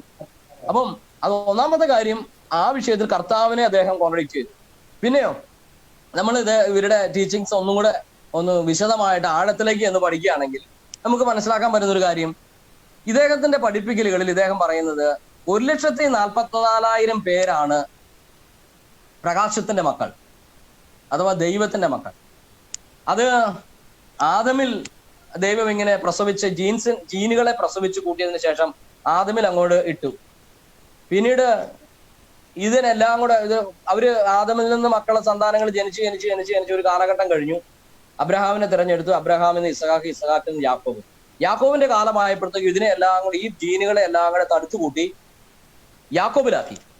യാക്കോബിലാക്കിയതിനു ശേഷം പിന്നീട് യാക്കോബിൽ നിന്ന് ജനിക്കുന്നവർ മാത്രമാണ് ദൈവത്തിന്റെ മക്കൾ. അവർ 1,44,000 പേര് മാത്രമേ ഉള്ളൂ. ഈ 1,44,000 പേരല്ലാതെ കണ്ട് ദൈവത്തിന്റെ മക്കളോ പ്രകാശത്തിന്റെ മക്കളോ എന്ന് വിളിക്കാൻ പറ്റുന്ന ആരുമില്ല. അപ്പൊ ഈ സിയോനില് പ്രവേശിക്കുന്ന ആളുകൾ, അഥവാ ഇദ്ദേഹത്തിന്റെ പഠിപ്പിക്കലും ടീച്ചിങ്ങും ഒക്കെ പിന്തുടരുന്ന എംബർ ഇമ്മാനുവൽ ഈ സംഘടനയുടെ ഭാഗമാകുന്ന ആളുകൾ ഈ 1,44,000 പേരിൽ പെടുന്ന ആളുകളാണ്. അപ്പൊ ഈ ഒരു കാര്യം ഇദ്ദേഹം പറയുമ്പോൾ നമുക്ക് തോന്നും, അവിടെ ചെല്ലുന്ന ആളുകൾക്ക് തോന്നും ഇത് ഭയങ്കര സംഭവമാണല്ലോ, ഒന്നും ചെയ്യാണ്ട് ഞങ്ങൾ ദൈവത്തിന്റെ മക്കളാണെന്ന് ഞങ്ങൾക്ക് അറിയാൻ പറ്റിയല്ലോ, ദൈവം ഞങ്ങളെ പ്രസവിച്ചല്ലോ, ദൈവത്തിന്റെ ആ സത്തയുടെ ജീനിന്റെ ഗുണമൊക്കെ ഉള്ള മനുഷ്യരാണല്ലോ ഞങ്ങളെന്ന് തോന്നുമ്പോൾ എല്ലാ മനുഷ്യനും ഉള്ള ഒരു വൈകാരിക തലമാണ് ഈ ഒരു വലിയ ഹെറിഡിറ്ററി ആയിട്ടുള്ള അല്ലെങ്കിൽ ഒരു പരമ്പരാഗതമായി ഉന്നത നിലവാരത്തിലുള്ളവരാ ഞങ്ങളെന്ന് ഏതെങ്കിലും മനുഷ്യനെ എപ്പോഴും തോന്നിപ്പിക്കാമെങ്കിൽ അത് എല്ലാവർക്കും താല്പര്യമുള്ള കേസാ. ഇപ്പൊ കേരള ചരിത്രം പരിശോധിച്ചാൽ നമുക്കറിയാം, എല്ലാ ആളുകളെ എടുത്താലും ഇവരെല്ലാം ഇങ്ങനത്തെ ചിന്താഗതിക്കാരാ. ഇപ്പൊ സിറിയൻസ് എടുത്താൽ സിറിയൻസ് പറയും ഞങ്ങളാണ് ഏറ്റവും വലിയ ആളുകൾ എന്ന് അവർ പറയും. നായർ സമുദായത്തെ എടുത്താൽ അവരങ്ങനെ പറയും. ഇനി അതുപോട്ടെ നമ്പൂതിരിമാരെ എടുത്താൽ അവരങ്ങനെ പറയും. ഇനി ഇതെല്ലാം പോട്ടെ ലോകത്തിലേക്ക് ചെന്നാൽ യഹൂദന്മാരെടുത്ത് യഹൂദന്മാർ ഞങ്ങളാണ് എല്ലാ ജാതികളെക്കാളും മെച്ചമായിട്ടുണ്ടെന്ന് അവർ പറയും. അപ്പൊ ഇതിന്റെ ഒരു വൈകാരികമായ തലമെന്ന് പറയുന്നത്, ഇനി നമ്മള് വളരെ കുറഞ്ഞ തലത്തിൽപ്പെടുന്ന ജനതയെന്ന് വിചാരിക്കുന്ന ആളുകൾ എടുത്താലും അവരും അവരുടെ ഇടയിൽ ചിന്തിക്കുന്നത് മറ്റുള്ളവരെക്കാളും ഞങ്ങളാ മെച്ചെന്ന. ഇങ്ങനെ ഒരു മാനസിക നില മനുഷ്യനിടയിൽ ഉള്ളപ്പോഴാണ് ജോസഫ് പൊന്നാറ സാർ പഠിപ്പിക്കുന്നത് ഈ സിയോനിനുള്ളിൽ കയറി വരുന്നത് നിങ്ങളാണ് ഈ 1,44,000 പേരിൽ പെടുന്നത്. അപ്പൊ അറിയാണ്ട് ജനത്തിനുള്ളിൽ വരുന്നൊരു മനോഭാവം ഉണ്ടെന്നാണ്, ഞങ്ങൾ എല്ലാവരേക്കാളും മെച്ചമായ ആളുകളാണ്, ഇനി ഞങ്ങളെക്കാളും കുറഞ്ഞ ആളുകളെ ഉണ്ട് ലോകത്തില്. ഈ ഒരു ചിന്ത ഇവരുടെ ഉള്ളിൽ കയറി കൂടുന്നത് കൊണ്ടാണ് ഇത് ഞങ്ങൾക്ക് വെളിപ്പെടുത്തി തന്നയാള് ജോസഫ് പൊന്നാറ സാറാണ്. അതൊരു വലിയ പ്രവാചക ശുശ്രൂഷയാണ്. ഇതുകൊണ്ട് ഇവർക്ക് ഒരു അന്ധമായ ആരാധന ഇദ്ദേഹത്തോട് ഉണ്ടാവുക. സത്യത്തിൽ തിരുവെഴുത്ത് ഇതിനെ കുറിച്ച് എന്ത് പറയുന്നത് ഇവർ ചിന്തിച്ചിട്ടില്ല. തിരുവെഴുത്ത് പറയുന്ന കാര്യം നമുക്ക് നോക്കാം. ഈ ശരിക്കും യഹൂദന്മാരിൽ നിന്ന് ഈ 1,44,000 പേര് മാത്രമേ ദൈവത്തിന്റെ ജനമുള്ളൂ. ഈ 1,44,000 പേരെ കുറിച്ച് വെളിപ്പാട് പുസ്തകത്തിൽ രേഖപ്പെടുത്തിയിട്ടുണ്ട്. അദ്ദേഹത്തിന്റെ പ്രസംഗത്തിൽ അദ്ദേഹം പറയുന്നത് ഇത് ബൈബിളിൽ മുഴുവൻ നിരന്ന് കിടക്കുകയാണെന്നാണ് പറഞ്ഞത്. ഈ 1,44,000 പേരെ കുറിച്ച് ബൈബിളിൽ ആകെയുള്ളത് 2 പോർഷനിൽ മാത്രമാണ്. അത് 2 വെളിപ്പാട് പുസ്തകത്തിലാണ്. വേറെ ഒരു സ്ഥലത്തും ഈ ഒരു ഗണത്തെ കുറിച്ച് രേഖപ്പെടുത്തിയിട്ട് പോലുമില്ല. പക്ഷെ അദ്ദേഹം പറയുന്നത് ഉൽപ്പത്തി പുസ്തകം മുതൽ വെളിപ്പാട് പുസ്തകം വരെ ഇതിങ്ങനെ 1,44,000 പേരെ കുറിച്ചാണ് നീണ്ടു കിടക്കുന്നതെന്നാ അദ്ദേഹം പറയുന്നത്. എന്താ കാര്യം? ഇതെങ്ങനെ ഇദ്ദേഹം കോൺട്രഡിക്ട് ചെയ്തിരിക്കുന്നത് നമുക്ക്? അദ്ദേഹം പറഞ്ഞത് ഈ 1,44,000 പേര് അല്ലെങ്കിൽ 144,000 പേര് മാത്രമാണ് സ്വർഗത്തിലേക്ക് പോകുവാനിരിക്കുന്ന ആളുകൾ. അത് യഹൂദന്മാരുടെ, ഞങ്ങളാണ് ആ ഗണത്തിൽപ്പെടുന്ന ആളുകൾ എന്ന് പറഞ്ഞാണ് അദ്ദേഹം പറഞ്ഞത്. നമുക്ക് നോക്കാം. നമുക്ക് ഈ റോമാക്കാർക്ക് എഴുതിയ ലേഖനത്തിൽ നിന്ന് ഒരു വേദഭാഗം ഒന്ന് വായിച്ച് കേൾപ്പിക്കാൻ ഞാൻ താല്പര്യപ്പെടുകയാണ്. റോമാലേഖനം വരിക. റോമാലേഖനം 11-ാം അധ്യായത്തില് പരിപൂർണമായിട്ടും വിവരിക്കുന്നത് യഹൂദന്റെ വീണ്ടെടുപ്പിനെ കുറിച്ചാണ്. യഹൂദനോടുള്ള പദ്ധതി ദൈവം അവസാനിപ്പിച്ചിട്ടില്ലെന്നും യഹൂദനെ തള്ളിക്കളഞ്ഞിട്ടില്ലെന്നും അതുകൊണ്ട് ഇവര് പഠിപ്പിക്കുന്ന ആ മാറ്റ തിയറി, അതായത് യഹൂദനെ തള്ളി ഇപ്പൊ ചർച്ചാണെന്നുള്ളത്, ഇപ്പൊ ചർച്ചിനെ തള്ളി എംബർ ഇമ്മാനുവേൽ പ്രസ്ഥാനമായി മാറി എന്നാണ് ജോസഫ് പന്നാറ മുന്നോട്ട് വയ്ക്കുന്ന വാദം. ഇവിടെ നമുക്ക് നോക്കാം യഹൂദനോടുള്ള പദ്ധതി ദൈവം അവസാനിപ്പിച്ചോന്ന്. അതിന്റെ 11-ാം അധ്യായത്തിന്റെ ആദ്യത്തെ വാക്യത്തിൽ നമ്മൾ വായിക്കുന്നത്, എന്നാൽ ദൈവം സ്വന്തം ജനത്തെ തള്ളിക്കളഞ്ഞുവോ എന്ന് ഞാൻ ചോദിക്കുന്നു, ഒരു നാളും ഇല്ല. വളരെ വ്യക്തമായിട്ടാണ് ചോദ്യവും ആൻസറും. ദൈവം ഒരു നാളും അവരെ തള്ളിക്കളഞ്ഞിട്ടില്ല. പിന്നെ എന്താ ചെയ്തിരിക്കുന്നത്?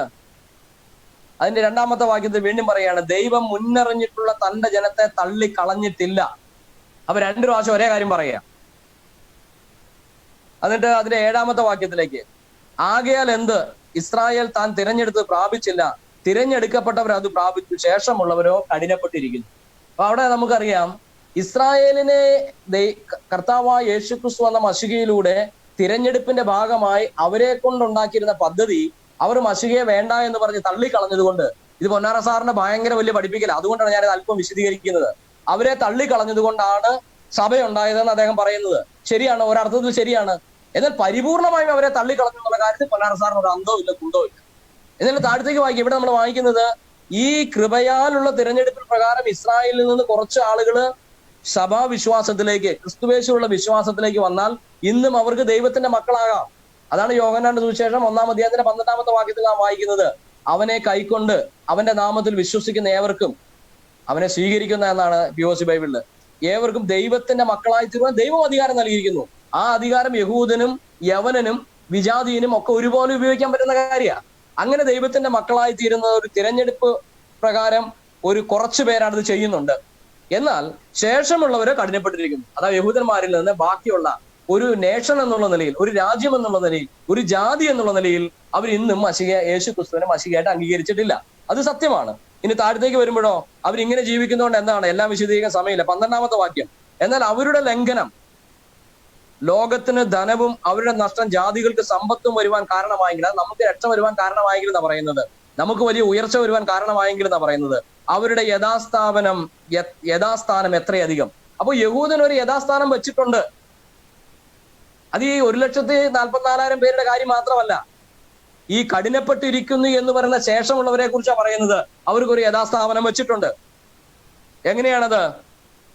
അത് എപ്പോഴാണ്? 15-ാമത്തെ വാക്യം, അവരുടെ ഭ്രംശം ലോകത്തിന്റെ നിരപ്പിന് ഹേതുവായെങ്കിൽ അവരുടെ അംഗീകരണം മരിച്ചവരുടെ ഉയർപ്പിനെന്നല്ലാതെ എന്താകും? അപ്പൊ മരിച്ചവരുടെ ഉയർപ്പിന് മുൻപ് നടക്കേണ്ടുന്ന ഒരു കാര്യമാണത്. ഏത്? ഇവരുടെ ഈ യഥാസ്ഥാപനം, ഇവർക്കൊരു തിരിച്ചുവരവ്, ഒരു നേഷൻ, ഒരു രാജ്യം, എന്നൊരു ജാതി എന്നുള്ള നിലയിൽ കൂട്ടമായിട്ടുള്ള ഇപ്പൊ മനസ്സ് കഠിനപ്പെട്ടിരിക്കുന്ന യഹൂദ ജാതിക്ക് ഒരുമിച്ചൊരു തിരിച്ചുവരവുണ്ട്. അതെങ്ങനെയാണെന്ന് പിന്നെയും താഴത്തേക്ക് വായിക്കുകയാണ്. അതിന്റെ ഏറ്റവും പ്രധാനപ്പെട്ട വാക്യം 25ഉം 26ഉം വാക്യങ്ങൾ, സഹോദരന്മാരെ, നിങ്ങൾ ബുദ്ധിമാന്മാരെന്ന് നിങ്ങൾക്ക് തന്നെ തോന്നാതിരിപ്പാൻ ഈ രഹസ്യം അറിയാതിരിക്കരുത് എന്ന് ഞാൻ ആഗ്രഹിക്കുന്നു. പൊന്നാറ സാറൊക്കെ അതിബുദ്ധിമാനായി പോയത് കൊണ്ടാണ് ഈ രഹസ്യം മനസ്സിലാകാതെ പോയത്. ഈ ഒത്തിരി ബുദ്ധി കൂടി ഇതൊക്കെ സംഭവിക്കും. യഹൂദന് ഒരു വീണ്ടെടുപ്പ് ഉണ്ടെന്നുള്ള കാര്യം മറന്നുപോയിട്ട് തീരെയൊക്കെ മാറിപ്പോകും. പൂർണ്ണമായിട്ട് അവോയ്ഡ് ചെയ്യുന്ന തീരെയൊക്കെ ആയിട്ട് വരും. അതിബുദ്ധിമാന്മാർക്ക് സംഭവിക്കും. എന്നാൽ പൗലോസിലേക്ക് പറയാണ് അങ്ങനെ നിങ്ങൾക്ക് ചിന്തിക്കരുത്. എന്നിട്ട് പറയാണ് ജാതികളുടെ പൂർണ്ണ സംഖ്യ ചേരുവോളം ഇസ്രായേലിന് അംശമായി കാഠിന്യം ഭവിച്ചിരിക്കുന്നു. അതായത് ജാതികളോടുള്ള ദൈവത്തിന്റെ പദ്ധതിയും ജാതികളിൽ നിന്ന് രക്ഷയിലേക്ക് വരേണ്ടവരുടെ സഭാ കാലഘട്ടത്തിൽ എത്ര പേര് ജാതികളിൽ നിന്ന് മുന്നോട്ട് വരണമെന്ന് തിരഞ്ഞെടുപ്പിൻ പ്രകാരം ദൈവം തീരുമാനിച്ചുവോ അവരുടെ സംഖ്യ പൂർത്തീകരിക്കപ്പെടുന്ന നിമിഷം, പിന്നെ അടുത്ത വാക്കാണ് പ്രധാനപ്പെട്ടത്, ഇങ്ങനെ ഇസ്രായേൽ മുഴുവനും രക്ഷിക്കപ്പെടും. അപ്പൊ ഈ ശേഷിക്കുന്ന ഈ കഠിനപ്പെട്ടു പോയ ഇസ്രായേലിന് മുഴുവനും രക്ഷയുണ്ടെന്നാണ് ആ വാക്യത്തിൽ പ്രതിപാദിക്കുന്നത്, കുറച്ചു പേർക്കല്ല. ഞാൻ എന്റെ 31-ാമത്തെ വാക്യം വായിക്കുകയാണ്. നിങ്ങൾക്ക് ലഭിച്ച കരുണയാൽ അവർക്ക് കരുണ ലഭിക്കേണ്ടതിന് അവരും ഇപ്പോൾ അനുസരിക്കാതിരിക്കുന്നു. ദൈവം എല്ലാവരോടും കരുണ ചെയ്യേണ്ടതിന് എല്ലാവരെയും അനുസരണക്കേടിൽ അടച്ചു കളഞ്ഞു. ആരോടൊക്കെ കരുണ ചെയ്യണം? ജാതികളായ നമ്മളോട് മാത്രം കരുണ കാണിച്ചാൽ മതിയോ? യഹൂദന്മാരിൽ കുറച്ചു പേരോട് തിരഞ്ഞെടുപ്പിൻ പ്രകാരം കരുണ കാണിച്ചാൽ മതിയോ? പോരാ. ഇസ്രായേൽ മുഴുവൻ എല്ലാവരോടും ദൈവത്തിന് കരുണ കാണിക്കണം. ഇത് കർത്താവിന്റെ 2ാം വരവിൽ സംഭവിക്കണം. അപ്പോ ഈ 1,44,000 പേര് മാത്രമേ യാക്കോബിന്റെ സന്തതികളായി ദൈവമക്കളായിട്ടുള്ളൂ എന്നുള്ള പൊന്നാരസാറിനെ പഠിപ്പിക്കൽ പൗലോസിന്റെ പ്രവചനങ്ങൾക്കും ടീച്ചിങ്ങിനും തികച്ചും വിരുദ്ധമാണ്. അതുകൂടാതെ കണ്ട് പഴയ നിയമത്തിൽ ധാരാളം പ്രവചനങ്ങൾ ദാവീദിന്റെ സിംഹാസന അവകാശികളെ കുറിച്ച് പറയുന്നുണ്ട്. അപ്പൊ ദാവീദിനോട് ഞാൻ നുണ പറയുകയില്ല, ഈ ചെങ്കോല് അവന്റെ കയ്യിൽ നിന്ന് നീങ്ങി പോകുകയില്ല എന്നൊക്കെ പറയുന്ന സങ്കീർത്തനത്തിലെയും പ്രവാചക പുസ്തകങ്ങളിലെയും വാക്യങ്ങൾ വളരെ വ്യക്തമായിട്ട് നമുക്കറിയാം. രാജ്യത്വം മശിഹ ഏറ്റെടുത്ത് ഇസ്രായേലിന് ഒരു രാജ്യത്വം സ്ഥാപിച്ചു കൊടുക്കുന്നത് വരെ, ഇസ്രായേലിന്റെ രാജാവായി മശിഹ ഭൂമിയിൽ ഭരിക്കുന്നത് വരെ ഇസ്രായേലിനെ ദൈവം തള്ളിക്കളഞ്ഞു. അങ്ങനെ തള്ളിക്കളഞ്ഞിട്ടാണ് സഭ രൂപീകൃതമായെന്ന് പറയുന്നത് തികച്ചും വചനവിരുദ്ധമാണ്. ഇത് വചനവിരുദ്ധമായിരിക്കുക, ഇങ്ങനെ ഒരു കാര്യം വചനവിരുദ്ധമായി പഠിപ്പിച്ചിട്ടാണ് അദ്ദേഹം പറയുന്നത്.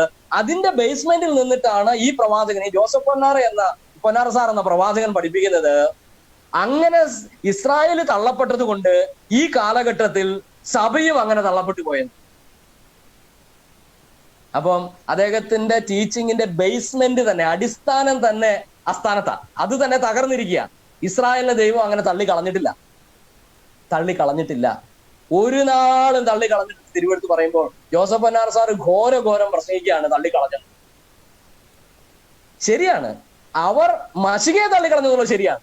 പക്ഷെ ദൈവം അവരെ തള്ളിക്കളഞ്ഞിട്ടില്ല. അവരോടുള്ള പദ്ധതി തൽക്കാലത്തേക്കൊന്ന് മാറ്റി വെച്ചതുകൊണ്ട് ജാതികളുടെ പൂർണ്ണസംഖ്യ തികയോളം ഒരു മാർജിനൈസ് ചെയ്ത് വെച്ചിട്ടുണ്ടെന്നുള്ളൂ. ദൈവം പിന്നെയും അവരോട് ഇടപെടും.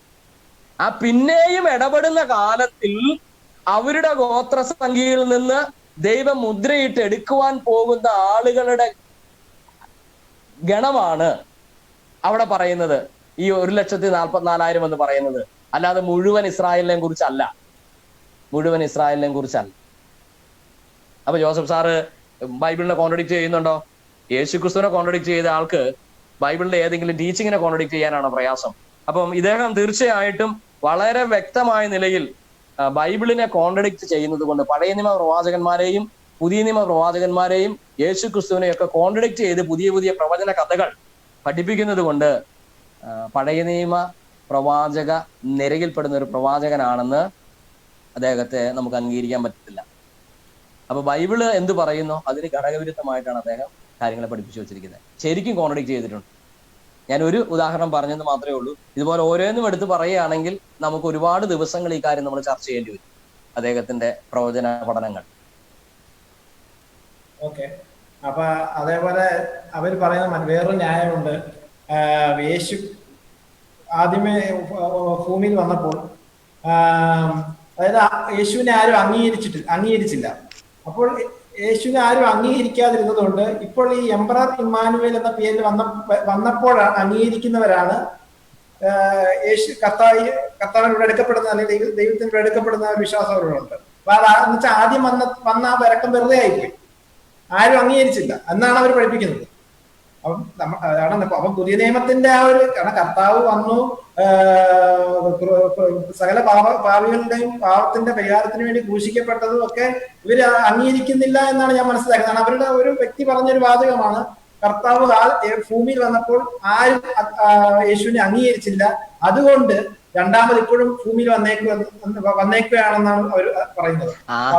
ആരും അംഗീകരിച്ചില്ലെന്ന് പറയുന്നത് തന്നെ നുണയല്ലേ? അതെ, ആരും അംഗീകരിച്ചില്ലെന്ന് പറയാൻ പറ്റുമോ? അപ്പോൾ 120 പേര് അംഗീകരിച്ചല്ലോ, ഏറ്റവും കുറഞ്ഞ വർഷം. അതെ, അപ്പൊ അതാണ് അവരുടെ ആ ഒരു പഠനം എന്ന് പറയുന്നത്, പഠിപ്പിച്ചു വെച്ചിരിക്കുന്ന പഠനം. ഓക്കെ, അപ്പൊ ഈ കോൺട്രഡിക്ഷൻ വരുത്തി എന്ന് പറയുമ്പോഴേ അത് മാത്രമാണോ, അതായത് ഈ പഴയ നിയമ പുസ്തകങ്ങൾക്കോ പുതിയ നിയമ പുസ്തകങ്ങൾക്കോ ഇദ്ദേഹം വൈരുദ്ധ്യത വരുത്തി എന്ന് മാത്രമാണോ, അല്ലാതെ അദ്ദേഹത്തിന്റെ പ്രവാചകത്വം മറ്റേ എന്തെങ്കിലും പ്രവാചകൻ അല്ല എന്ന് കാണുന്നത് മറ്റേ ന്യായമായിട്ട് പറയാൻ പറ്റുന്ന വേറെ എന്തെങ്കിലും ഉണ്ടോ? മറ്റൊരു ലോജിക്കലായിട്ടുള്ള ന്യായം പറയുകയാണെങ്കിൽ, ഇദ്ദേഹം കോൺട്രഡിക്റ്റ് ചെയ്തെന്നുള്ളത് ശരി, കോൺട്രഡിക്റ്റ് ചെയ്തത് അംഗീകരിക്കാൻ പറ്റില്ല. എന്നാൽ അദ്ദേഹം മറ്റൊരു കാര്യം കൂടെ ചെയ്തു. പഴയ നിയമ പ്രവാചക ഗണത്തിൽ ഇദ്ദേഹം വരില്ല എന്ന് നമ്മൾ പറയുന്നതിന് മറ്റൊരു ഒരു സീരിയസ് ആയിട്ടുള്ള റീസൺ, പഴയ നിയമ പ്രവാചകന്മാർ ആരും ചെയ്യാത്തൊരു കാര്യമില്ല, ഇന്ന് വരെ ഒരു മനുഷ്യൻ ഒരു പ്രവാചകനും ചെയ്യാത്തൊരു കാര്യം. അതെന്താന്ന് ചോദിച്ചിട്ടുണ്ടെങ്കിൽ, പഴയ നിയമ പ്രവാചകന്മാരാരും, നിങ്ങൾ പഴയ നിയമ പുസ്തകങ്ങൾ മുഴുവൻ പരിശോധിച്ചോളൂ, ഒരു പ്രവാചകനും തന്നെ കുറിച്ച് മുൻ തിരുവെഴുത്തുകളിൽ എഴുതിയിട്ടുണ്ടെന്ന് അവകാശപ്പെട്ടിട്ടില്ല. മോശയ്ക്ക് ശേഷം വന്ന ഏതെങ്കിലും പ്രവാചകൻ പറഞ്ഞോ എന്നെ കുറിച്ച് ന്യായപ്രമാണത്തിൽ എഴുതിയിട്ടുണ്ടെന്ന്? യെശയ്യാവ് പറഞ്ഞിട്ടുണ്ടോ? മലാഖി പറഞ്ഞിട്ടുണ്ടോ? ദാനിയേൽ പറഞ്ഞിട്ടുണ്ടോ? ഏതെങ്കിലും പ്രവാചകനെ എടുക്ക്, ഏതെങ്കിലും പ്രവാചകൻ പറഞ്ഞോ മുൻ പ്രവാചകന്മാരെ എന്നെ കുറിച്ച് പറഞ്ഞിട്ടുണ്ടെന്ന്? ഇന്ന പ്രവാചകൻ പറഞ്ഞത് എന്നെ കുറിച്ചാണെന്ന് ഏതെങ്കിലും പ്രവാചകൻ അവകാശപ്പെട്ടോ? അവരാരും അങ്ങനെ ഒരു സെൽഫ് പ്രൊക്ലമേഷൻ നടത്തിയിട്ടില്ല. എന്നാൽ ഈ ജോസഫ് പൊന്നാറ സാറ് ചെയ്തത് എന്താണെന്നറിയോ? അദ്ദേഹം അവകാശപ്പെടുകയാണ്, ഞാൻ പഴയ നിയമ പ്രവാചകനാണെന്ന് പറഞ്ഞുകൊണ്ട് ആ ബേസ്മെന്റിൽ നിന്നിട്ട് അദ്ദേഹം അവകാശപ്പെടുകയാണ്, എന്നെ കുറിച്ച് യെശയ്യാ പ്രവാചകന്റെ പുസ്തകത്തിലും എന്നെ കുറിച്ച് ആവർത്തന പുസ്തകത്തിലും നിയമാവർത്തനത്തിലും ഒക്കെ രേഖപ്പെടുത്തിയിട്ടുണ്ട്. എന്നാൽ നമ്മൾ ബൈബിൾ ഉടനീളം പരിശോധിച്ചാൽ ഒരേ ഒരാൾ മാത്രമേ എന്നെ കുറിച്ച് പ്രവാചകന്മാർ രേഖപ്പെടുത്തിയിട്ടുണ്ട് എന്ന് അവകാശപ്പെട്ടിട്ടുണ്ട്. അത് നമുക്ക് എല്ലാവർക്കും അറിയാവുന്ന പോലെ നമ്മുടെ കർത്താവായ യേശു ക്രിസ്തുവാണ്. അദ്ദേഹം മരണത്തെ വെന്ന് ഉയർത്തെഴുന്നേറ്റതിന് ശേഷം കർത്താവായ യേശു ക്രിസ്തു എമ്മൗസിലേക്ക് യെരുശലേം വിട്ട് പോകുന്ന ശിഷ്യന്മാരുടെ കൂടത്തിൽ നടന്നതിന് ശേഷം ഏകദേശം 7 മണിക്കൂറത്തെ ബൈബിൾ ക്ലാസ്സിന് ശേഷം, 1-2 മണിക്കൂറല്ല, 7 മണിക്കൂർ നേരം കണ്ടിന്യൂസ് നടക്കുന്ന വഴിയിലുള്ള ബൈബിൾ ക്ലാസ്സുകൾക്ക് ശേഷം ഞാൻ വിചാരിക്കുകയാണ്, സ്വർഗത്തിൽ ചെന്ന് കഴിഞ്ഞാൽ എന്നോട് കർത്താവ് ചോദിക്കാന്ന് വിചാരിക്കുക, ഷിജു നിനക്ക് താല്പര്യമുള്ള ഏറ്റവും എന്റെ പ്രസംഗങ്ങളിൽ ഞാൻ പ്രസംഗിച്ചതായിട്ട് കേൾക്കാൻ നിനക്ക് താല്പര്യമുള്ളത് ഏത് മെസ്സേജാന്ന് ചോദിച്ചാൽ, ഞാൻ ഒരിക്കലും ഒലിവർ ഡിസ്കോഴ്സ് ചോദിക്കില്ല. ഞാൻ ഒരിക്കലും ചോദിക്കില്ല എനിക്ക് ഗിരിപ്രഭാഷണം ഒരിക്കൽ കൂടെ കേൾക്കണമെന്ന്, ഞാൻ ഒരിക്കലും മാളികമുടിയിലെ പ്രഭാഷണം എനിക്ക് കേൾക്കണമെന്ന് ഞാൻ ചോദിക്കില്ല.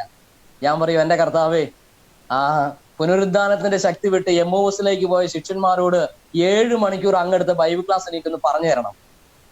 എന്താണ് പ്രവാചക പുസ്തകങ്ങളും അല്ലയോ പ്രവാചകന്മാർ പറഞ്ഞത് മുഴുവനും വിശ്വസിക്കാത്ത മന്ദബുദ്ധികളെ, സങ്കീർത്തനത്തിലും പ്രവാചക പുസ്തകങ്ങളിലും സകല തിരുവെഴുത്തുകളിലും എന്നെ കുറിച്ച് എഴുതിയിരിക്കുന്നു എന്ന് പറഞ്ഞ് ആ എക്സ്പോസിഷൻ അങ്ങ് നടത്തിയത് എനിക്കൊന്ന് കാണിച്ചു തരണമെന്ന് ഞാൻ പറയുന്നു.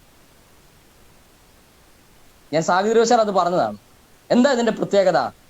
യേശു ക്രിസ്തുവിനെ കുറിച്ച് സകല പ്രവാചകന്മാരും ഓരോ വാക്യങ്ങളിലും ഓരോ പ്രവാചകന്മാരും പറഞ്ഞു പോയിട്ട് അവരെല്ലാവരും ചൂണ്ടിക്കാണിച്ചത് ഈ യേശുവിനെയും ഈ രക്ഷയെ കുറിച്ചുമാണ്. പത്രോസ്ലീഹ പറഞ്ഞതാ, അവരാരാഞ്ഞ് അന്വേഷിച്ചു, എന്നിട്ട് ഇത് അവരുടെ കാലഘട്ടത്തിനുള്ളതല്ല എന്ന്, അവർക്കുള്ളതല്ല എന്ന് അവർക്ക് മനസ്സിലാക്കി. അത് ഇപ്പോഴുള്ളവർക്കാണെന്ന്. പത്രോസ്ലീഹയ്ക്ക് യേശുക്രിസ്തുവിന്റെ ജനന മരണ പുനരുദ്ധാന ശേഷം സ്ഥാപിതമായ സഭയിലെ വിശുദ്ധന്മാരുടെ കാലഘട്ടത്തിന് വേണ്ടിയിട്ടുള്ളതാണെന്ന് പത്രോസ്ലീഹ ചൂണ്ടിക്കാണിക്കുക, പത്രോസ്ലീഹയുടെ 1-ാമത്തെ ലേഖനത്തില്. എന്നാൽ ജോസഫ് പൊന്നാറ സാറ് പ്രവചനം പഠിച്ചു ചെന്നപ്പോൾ അദ്ദേഹം വചനത്തിൽ യേശുവിനെ അല്ല കണ്ടത്. അദ്ദേഹം ഒരു വചനത്തിൽ യേശുവിനെ കണ്ടെത്തുന്നതിന് പകരം അദ്ദേഹം തന്നെത്താൻ അതിൽ കണ്ടെത്താൻ ശ്രമിച്ചു. ഇത് പഴയ നിയമ പ്രവാചക ശൈലിയല്ല. പഴയ നിയമ പ്രവാചക ശൈലി എന്ന് പറയുന്നത് തിരുവെഴുത്തിൽ വരുവാനിരിക്കുന്ന മശികയെക്കുറിച്ചും ഇസ്രായേലിന്റെ ചരിത്രപരമായ യാഥാർത്ഥ്യങ്ങളെ ഉൾക്കൊണ്ടുകൊണ്ട് അതത് സമയത്ത് അവരെന്തു ചെയ്യണമോ, അവരുടെ മാനസാന്തരത്തിന് വേണ്ടി, അവരുടെ മുന്നറിയിപ്പിന് വേണ്ടി, അവരെ വീണ്ടും ദൈവത്തിലേക്ക് മടക്കിക്കൊണ്ടു വരുവാൻ വേണ്ടിയൊക്കെ അവരോട് സംവദിക്കുന്ന രീതിയായിരുന്നു പഴയ നിയമ പ്രവാചകന്മാർ ചെയ്തത്. അവരാരും എന്നെക്കുറിച്ച് മോശ പറഞ്ഞിട്ടുണ്ടോ എന്ന് യെശയ്യാവ് അന്വേഷിച്ചില്ല, യെശയ്യാവിൽ എന്നെക്കുറിച്ച് പറഞ്ഞിട്ടുണ്ടെന്ന് മലാഖി അന്വേഷിച്ചില്ല എന്ന് പറഞ്ഞിട്ടുണ്ടെങ്കിൽ ഡിപ്പോർട്ടേഷന് ശേഷമാണ്, അതായത് ബാബേലിലേക്ക് അടിമത്തത്തിലേക്ക് പോയതിനു ശേഷം തിരിച്ചു വന്ന ഒരു പ്രവാചകന്മാരും അന്വേഷിച്ചില്ല മുൻ പ്രവാചകന്മാർ ഞങ്ങളെ കുറിച്ചാണ് എഴുതിയെന്ന്. ദാനിയേൽ അവിടെ അന്വേഷിച്ചത് ഇസ്രായേൽ ജനത്തെ കുറിച്ച് യിരെമ്യാവ് എന്ത് പറഞ്ഞെന്നാ, അല്ലാണ്ട് ദാനിയേലിനെ കുറിച്ച് എന്താ അവിടെ പറഞ്ഞിട്ടുണ്ടെന്നുള്ളതല്ല. നമ്മൾ വളരെ കുടിക്കൊള്ളണം. അത് ജനതയെ കുറിച്ച് പറഞ്ഞത് അവർ അന്വേഷിച്ചു. തന്നെ കുറിച്ച് അവിടെ പറഞ്ഞിട്ടുണ്ടെന്ന് കണ്ടെത്തിയത് ഈ ജോസഫ് പന്നാറ എന്ന് പറഞ്ഞ ഈ മനുഷ്യൻ മാത്രമാണ്. അപ്പോൾ നമുക്ക് മനസ്സിലാക്കാൻ കഴിയുന്ന ഒരു പ്രധാനപ്പെട്ട കാര്യം, പഴയ നിയമ പ്രവാചകന്മാരിൽ വ്യാപരിച്ച ആത്മാവോ അതിന്റെ ശൈലിയോ വിട്ട് ഒരു അബദ്ധസഞ്ചാരമാണ് ഈ ജോസഫ് പൊന്നാറ എന്ന് പറഞ്ഞ ഈ മനുഷ്യൻ പഴയ നിയമ പ്രവാചകനാണെന്നും പറഞ്ഞ് ജനത്തിന് മുന്നിൽ കാഴ്ചവെച്ചത്. അത് മനസ്സിലാക്കാനുള്ള വചന നിശ്ചയമില്ലാത്ത ആളുകൾ അവിടെ ചെന്ന് ചേർന്നത് കൊണ്ട് സംഭവിക്കുന്ന ഇതല്ല. അത്രയൊന്നും മനസ്സിലാക്കിയിരുന്നുവെങ്കിൽ അവിടെ അവർക്ക് നിന്ന് പുറക്കാൻ പറ്റുമായിരുന്നില്ല. അത് മനസ്സിലാക്കുന്നവര് അതിൽ നിന്ന് പുറത്തേക്ക് ഇറങ്ങിപ്പോകുന്നു. അപ്പൊ ഞാൻ അവരെ ഓർത്ത് ദൈവത്തെ സ്തുതിക്കുകയാണ്. ഈ കേൾവിയും ചിലരുടെ ഹൃദയങ്ങളിൽ ആ ഒരു മാറ്റം മനസ്സിലാക്കാൻ ഇടയാകട്ടെ എന്ന് ഞാൻ പ്രാർത്ഥിക്കുന്നു. പഴയ നിയമ പ്രവാചകന്മാരുമായിട്ട് ഒരിക്കലും താരതമ്യപ്പെടുത്താൻ പറ്റത്തില്ലെന്ന് ബ്രദർ പറഞ്ഞല്ലോ. അല്ല, അപ്പം അതിൽ നിന്ന് ഒത്തിരി വ്യത്യസ്തനാണെന്ന് അവർ തന്നെ ആദ്യത്തെ ഓഡിയോ ക്ലിപ്പിൽ പറയുന്നുണ്ട്. എല്ലാവർക്കും സാക്ഷ്യം നൽകിയ ദൈവത്തിൽ നിന്ന് സംസാരിച്ച ഒരേ ഒരു പ്രവാചകനേ ഉള്ളൂ. അല്ല, പുള്ളി ഒരാളേ ഉള്ളൂ. കാരണം ബൈബിളുമായിട്ട് യാതൊരു ബന്ധപ്പെടുത്താൻ പറ്റാത്ത ഒരേ ഒരു വ്യക്തി. കാരണം പഴയ നിയമ പ്രവാചകന്മാരുമായിട്ട് ഒരിക്കലും നമുക്ക് പുള്ളിയെ സാമ്യപ്പെടുത്തി സംസാരിക്കാൻ പറ്റത്തില്ല. കാരണം പുള്ളി ഒരു ഡിഫറന്റ് ആംഗിൾ നിന്നുകൊണ്ടാണ് സംസാരിച്ചത്. എന്നാൽ പഴയ നിയമ പ്രവാചകനാണെന്ന് പറയുകയും ചെയ്തു. അപ്പൊ അത് നമുക്ക് ഒരിക്കലും തിരുവചന അടിസ്ഥാനത്തില് അദ്ദേഹത്തെ അംഗീകരിക്കുവാൻ കഴിയത്തില്ല. ഓക്കെ, അല്ല, അത് പഴയ നിയമ പ്രവാചകനാണെന്ന് ഒറ്റ സെന്റൻസിൽ പറയുന്നതിന് പകരം പുതിയ നിയമ കാലഘട്ടത്തിൽ ജീവിച്ച പഴയ നിയമ പ്രവാചകൻ എന്ന് പറയാം. അതായത് അല്ല, ഇനി ഇദ്ദേഹം പഴയ നിയമ പ്രവാചകനാണോ പുതിയ നിയമ പ്രവാചകനാണോ എന്ന് ചോദ്യം ചോദിച്ചു കഴിഞ്ഞാൽ ഇവര് കൺഫ്യൂഷൻ ആവും. എന്താ പറയും, കൺഫ്യൂഷൻ ആവൂലോ, അവർക്ക് സ്വാഭാവിക കൺഫ്യൂഷൻ ഉണ്ടാകും. കാരണം നമ്മളൊരു പോസ്റ്റ് നമ്മൾ ഗ്രൂപ്പിൽ ഇട്ടിരുന്നു, അതിന്റെ താഴെ വന്ന് ഇന്ന് വരെ ആരും ആൻസർ ചെയ്തില്ല. ഇഷ്ടം പോലെ ആളുകളുണ്ടല്ലോ ഈ ഗ്രൂപ്പില്. ഏതാണ്ട് 150ഓളം പേര് ഇപ്പോഴും ഈ ഗ്രൂപ്പിലുണ്ടല്ലോ, സാറിന്റെ പ്രസ്ഥാനത്തിലുള്ളവര്. ഇന്ന് വരെ ഒരു മനുഷ്യൻ എന്റെ താഴെ വന്നിട്ട് ഇദ്ദേഹം പഴയ നിയമ പ്രവാചകനാണോ പുതിയ നിയമ പ്രവാചകനാണോ എന്നുള്ള ചോദ്യത്തിന് ആൻസർ ചെയ്തിട്ടില്ല. ഇതിന് ഇത്രയും പ്രയാസമുള്ള ചോദ്യമാണ്, ഇത്ര മാനസിക സംഘർഷം ഉണ്ടാക്കുന്ന ചോദ്യമല്ല ആണോ? ഇദ്ദേഹം ഏത് പ്രവാചകനാന്ന് പറയട്ടെ. പഴയ നിയമ പ്രവാചകന്മാരുടെ നിരയിൽ വരുമോ പുതിയ നിയമ പ്രവാചകന്മാരുടെ നിരയിൽ വരുമോ? അവര് തന്നെ പറയുന്നുണ്ട്. അവരുടെ ഈ ലൈവ് കാണുന്നതില് 1-2 പേര് നമ്മൾ അഡ്മിൻസ് മാത്രമേ ഉള്ളൂ, മോഡറേറ്റേഴ്സേ ഉള്ളൂ, ബാക്കി എല്ലാം അവരുടെ ആൾക്കാരാണ് അവര് തന്നെ പറയുന്നുണ്ട്. പക്ഷെ ഈ ചോദ്യത്തിന് മറുപടിയില്ല. അല്ല, അവരുടെ ആളുകളാണല്ലോ ഇത് കാണേണ്ടത്. ഇനി അവരുടെ ആളുകൾ കണ്ടില്ലെങ്കിലും ഏതെങ്കിലും നിലയിലൊക്കെ ഇത് അവരുടെ ചെവിയിൽ എത്തൂല്ലോ. അതെ, അല്ല, ഇതൊക്കെ ഒളിഞ്ഞിരുന്ന് കാണുന്നവരുണ്ട്, നമുക്ക് മനസ്സിലാവുന്നുണ്ട്. പരസ്യമായിട്ട് വരുന്നില്ലെങ്കിലും രഹസ്യമായിട്ട് ഇത് കാണുന്നവരുണ്ട്. അതുകൊണ്ടാണല്ലോ നമ്മൾ വീണ്ടും ഇങ്ങനെ ലൈവ് ചെയ്യേണ്ടി വരുന്നത്. പരസ്യമായിട്ട് കാണാൻ അവർക്ക് വില കൊണ്ടോന്ന് നമുക്ക് അറിയത്തില്ലല്ലോ. ഇപ്പൊ പരസ്യമായിട്ട് വന്ന് ലൈവിൽ വന്ന് കണ്ടേച്ച് പോയാല് അടുത്ത ഞായറാഴ്ച ചെല്ലുമ്പോ സഭാ കൊണ്ടിട്ട് ഒരു വഴക്ക് പറയാൻ നമുക്ക് പറയാൻ പറ്റില്ലല്ലോ. അതെ, അടിമത്തത്തിൽ കിടക്കുന്നവരെ നമ്മളെന്ത് പറയാനാ?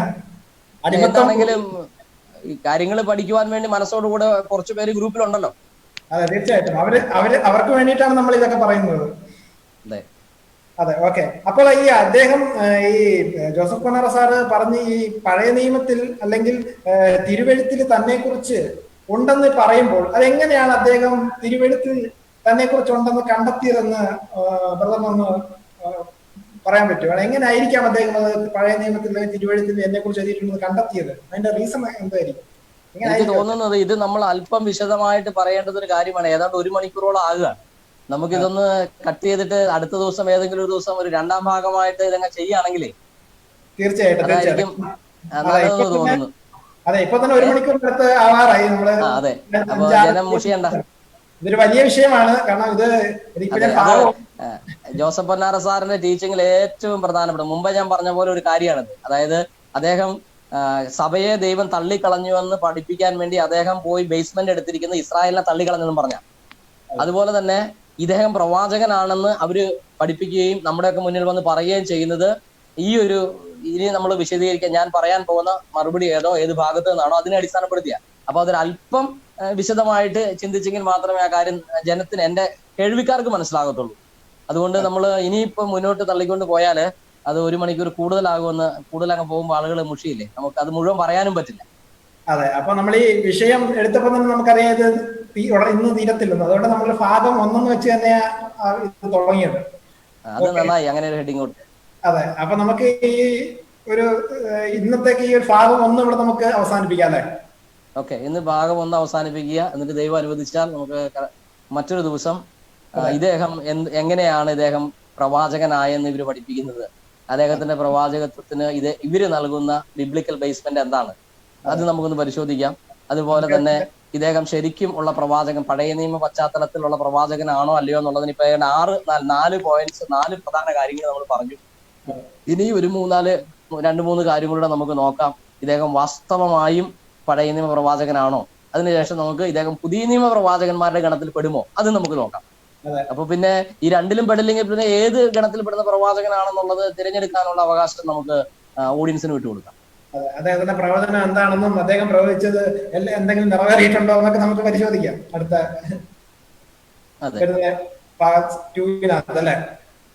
അതെ. നമുക്ക് ഇന്നിപ്പം നമ്മൾ ഒത്തിരി അങ്ങനെ നീട്ടിക്കൊണ്ട് പോകുന്നതിൽ കാര്യമുണ്ടെന്ന് തോന്നുന്നില്ല.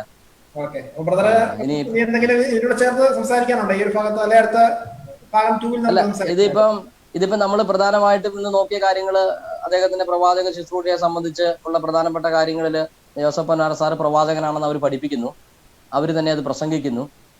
അദ്ദേഹം ഉടമ്പടിയുടെ പ്രവാചകനാണെന്നും പറഞ്ഞാണ് പറയുന്നത്. ഇന്നലെ കഴിഞ്ഞ ഇതിൽ നമ്മൾ അദ്ദേഹം ഏത് വിധത്തിലുള്ള ഉടമ്പടിയാണ് കൊണ്ടുവന്നതിനെ കുറിച്ച് നമ്മൾ ചർച്ച ചെയ്തിരുന്നു. ഇന്ന് നമ്മൾ നോക്കുന്നത് ഇദ്ദേഹത്തിന്റെ പ്രവാചകത്വം ഏത് വിധത്തിലുള്ളതാണെന്ന്, ഇത് പഴയ നിയമ പ്രവാചകത്വമാണോ എന്നുള്ള പരിശോധനയിൽ ഒരു പകുതി ഭാഗം വരെയാണ് നമ്മൾ നോക്കിയത്. ഇദ്ദേഹത്തെ ഒരിക്കലും ഒരു പഴയ നിയമ പ്രവാചകനായി കണക്കാക്കാൻ പറ്റുകയില്ല എന്നുള്ളതിന് പ്രധാനപ്പെട്ട കാരണങ്ങളാണ് നമ്മൾ പറഞ്ഞത്. ഒന്നാമതായിട്ട് പുതിയ നിയമ കാലഘട്ടത്തിൽ പഴയ നിയമ പ്രവാചകൻ അസാധ്യമാണ്. അതിന് പ്രധാന കാരണം യേശു തന്നെ പറഞ്ഞു, പ്രവാചകന്മാരെ ന്യായപ്രമാണം അഥവാ നിയമവും യോഹന്നാൻ വരെയാണ്, അതിനിപ്പുറത്തേക്ക് അവർ വരുന്നില്ല. അതിന്റെ കാരണം നമ്മൾ പുതിയ നിയമത്തിൽ നോക്കി പഴയ നിയമ പ്രവാചക ശുശ്രൂഷ അത് ഇന്ന് ചെയ്യുന്നത് പരിശുദ്ധ ആത്മാവാണ്. അതിൽ അങ്ങനെ ഒരു പ്രവാചക ശുശ്രൂഷ നിലനിർത്തിയിട്ടില്ല. അതുപോലെ തന്നെ നമ്മൾ നോക്കി ഈ പുതിയ നിയമ കാലഘട്ടത്തില് സ്ഥാപിതമായതിനു ശേഷം ഇദ്ദേഹത്തെ പോലുള്ള പ്രവാചകന്മാര് മുൻ പ്രവാചകന്മാര് പറഞ്ഞ കാര്യങ്ങളെ കോൺട്രഡിക്റ്റ് ചെയ്തുകൊണ്ടാണ് കയറി വരുന്നത്. അതുപോലെ തന്നെ നമ്മൾ നോക്കി ഇദ്ദേഹം പ്രവാചകന്മാരുടെ ഒരു പിന്തുടർച്ച അവകാശം, പഴയ നിയമ പ്രവാചകന്മാരുടെ ഒരു പിന്തുടർച്ച ചരിത്രപരമായിട്ടും ഇദ്ദേഹത്തിനില്ല. ഇദ്ദേഹത്തിന് പ്രവചനത്തിന്റെ കണ്ടിന്യൂറ്റി എന്നുള്ള വിഷയത്തിലും വരുമ്പോൾ ഇദ്ദേഹത്തിന് അതില്ല. അതിന് പകരം അദ്ദേഹം മുൻ പ്രവാചകന്മാർ പറഞ്ഞതും സംഭവിച്ചതുമായ കാര്യങ്ങളെ മിസ്കോട്ട് ചെയ്യുകയും വളച്ചൊടിച്ചും ഇനി സംഭവിക്കാനുണ്ട്, ഇത് ഇങ്ങനെ നിറവേറുമെന്ന് അവതരിപ്പിക്കുന്നതല്ലാതെ കണ്ട് പുതിയതായിട്ട് അത്തരം വിഷയങ്ങളിൽ പഴയ നിയമ പ്രവചനാത്മാവിനാൽ രേഖപ്പെടുത്തി വന്നിരിക്കുന്ന കാര്യങ്ങളുടെ കണ്ടിന്യൂവേഷനായിട്ട് ഇദ്ദേഹം ഒരു പ്രവചനവും നടത്തി പറഞ്ഞിട്ടില്ല.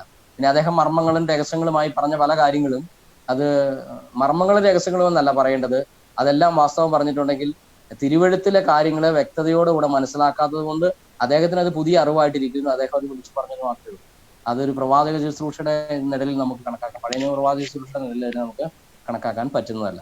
പിന്നെ നമ്മൾ നോക്കി ഒരു പ്രവാചകന്മാരും ചെയ്യാത്ത പരിപാടി അദ്ദേഹം കാണിച്ചു. തന്നെ പഴയ നിയമ പോർഷനിൽ കണ്ടെത്തി കുത്തിക്കടത്തി, എന്നിട്ട് അത് ഞാനാണെന്ന് പുള്ളി ചൂണ്ടിക്കാണിച്ചു. ഇത് കർത്താവിനോട് താൻ തന്നെ തുലനപ്പെടുത്തുന്നതിന് തുല്യമായിരിക്കും. കർത്താവ് മാത്രമേ പറഞ്ഞുള്ളൂ എന്നെ കുറിച്ച് പഴയ നിയമ പ്രവചനത്തെ എഴുതിയിട്ടുണ്ട്. പൊന്നാറസ്താറിൽ വ്യാപരിച്ച ആത്മാവ് പഴയ നിയമ തിരുവെഴുത്തിൽ, അതായത് ദൈവനിശ്വാസീയമായ പഴയ നിയമ തിരുവെഴുത്തിൽ ദൈവം തന്നെക്കുറിച്ച് പറഞ്ഞിട്ടുണ്ടെന്ന് പറയാനുള്ള അതിധൈര്യം കാണിച്ചു എന്നുള്ളതാണ്. അത് തനിക്ക് തന്നെ താൻ ബുദ്ധിമാൻ എന്ന് തോന്നിയത് കൊണ്ടാണ് അങ്ങനെ സംഭവിച്ചത്. തനിക്ക് തന്നെ ബുദ്ധിമാൻ എന്ന് തോന്നുന്ന ആളുകളാണ് ഇസ്രായേലിനെ പരിപൂർണമായും തള്ളിക്കളഞ്ഞിരിക്കുന്നതെന്നും പറഞ്ഞ് പുതിയ തിയറിയൊക്കെ ആയിട്ട് വരുന്നത്. ദൈവത്തിന്റെ രഹസ്യം, ആ മർമ്മം പൗലോസ് പറയാണ്, അത് ഞാൻ നിങ്ങൾക്ക് വെളിപ്പെടുത്തുകയാണ്. ഇസ്രായേലിന് അംശമായ കാഠിന്യം കുറച്ചു കാലത്തേക്ക് സംഭവിച്ചിരിക്കുന്നത്, അവരെ തള്ളിക്കളഞ്ഞിട്ടില്ല. അവരിനി ശേഷിക്കുന്നവരെ എല്ലാവരെയും കർത്താവിന്റെ മഹത്വ പ്രത്യക്ഷതയിൽ അവരെ രക്ഷിക്കുവാൻ വേണ്ടിയുള്ള പദ്ധതി പരിപാടി ദൈവത്തിനുണ്ട്. മറ്റു പ്രവചന പോർഷൻസ് ഒന്നും ഞാൻ എടുക്കാതെ അത്രയും പറഞ്ഞെന്ന് മാത്രമേ ഉള്ളൂ, മനസ്സിലാക്കിയിരിക്കാൻ വേണ്ടി. അപ്പൊ ഇങ്ങനെ നമ്മൾ നോക്കുമ്പോൾ ഈ 3-4 കാര്യങ്ങൾ നോക്കുമ്പോൾ ഇദ്ദേഹം പഴയ നിയമ പ്രവാചകനല്ല. ഇനി അദ്ദേഹത്തെ കുറിച്ചുള്ള കാര്യങ്ങൾ ദൈവം അനുവദിച്ചാൽ അദ്ദേഹത്തെ പ്രവാചക ശുശ്രൂഷ പ്രവാചകനാണോ അല്ലയോ എന്നുള്ളത് അവരുടെ വാദഗതിയെയും കൂടെ നമ്മൾ അടുത്ത ആഴ്ച നോക്കാം. അതെ, അപ്പം നമ്മളത്തെ ഇന്നത്തെ ഈ ഒരു ചർച്ചയില് പഴയ നിയമ പ്രവാചകന്മാർ ഈ പുതിയ നിയമ കാലഘട്ടത്തിൽ അങ്ങനെ പ്രവാചകത്വം ഇല്ലെന്നും വളരെ വ്യക്തമായിട്ട് പറയുകയുണ്ടായി. അപ്പൊ തന്നെ അദ്ദേഹം തന്നിൽ തന്നെ പഴയ നിയമത്തിലെ പ്രവാചകനെ കണ്ടെത്താനുള്ള ഒരു ശ്രമമായിരുന്നു നടത്തിയത്. അത് പാളിപ്പോയതാണെന്നും നമുക്ക് വളരെ വ്യക്തമായി.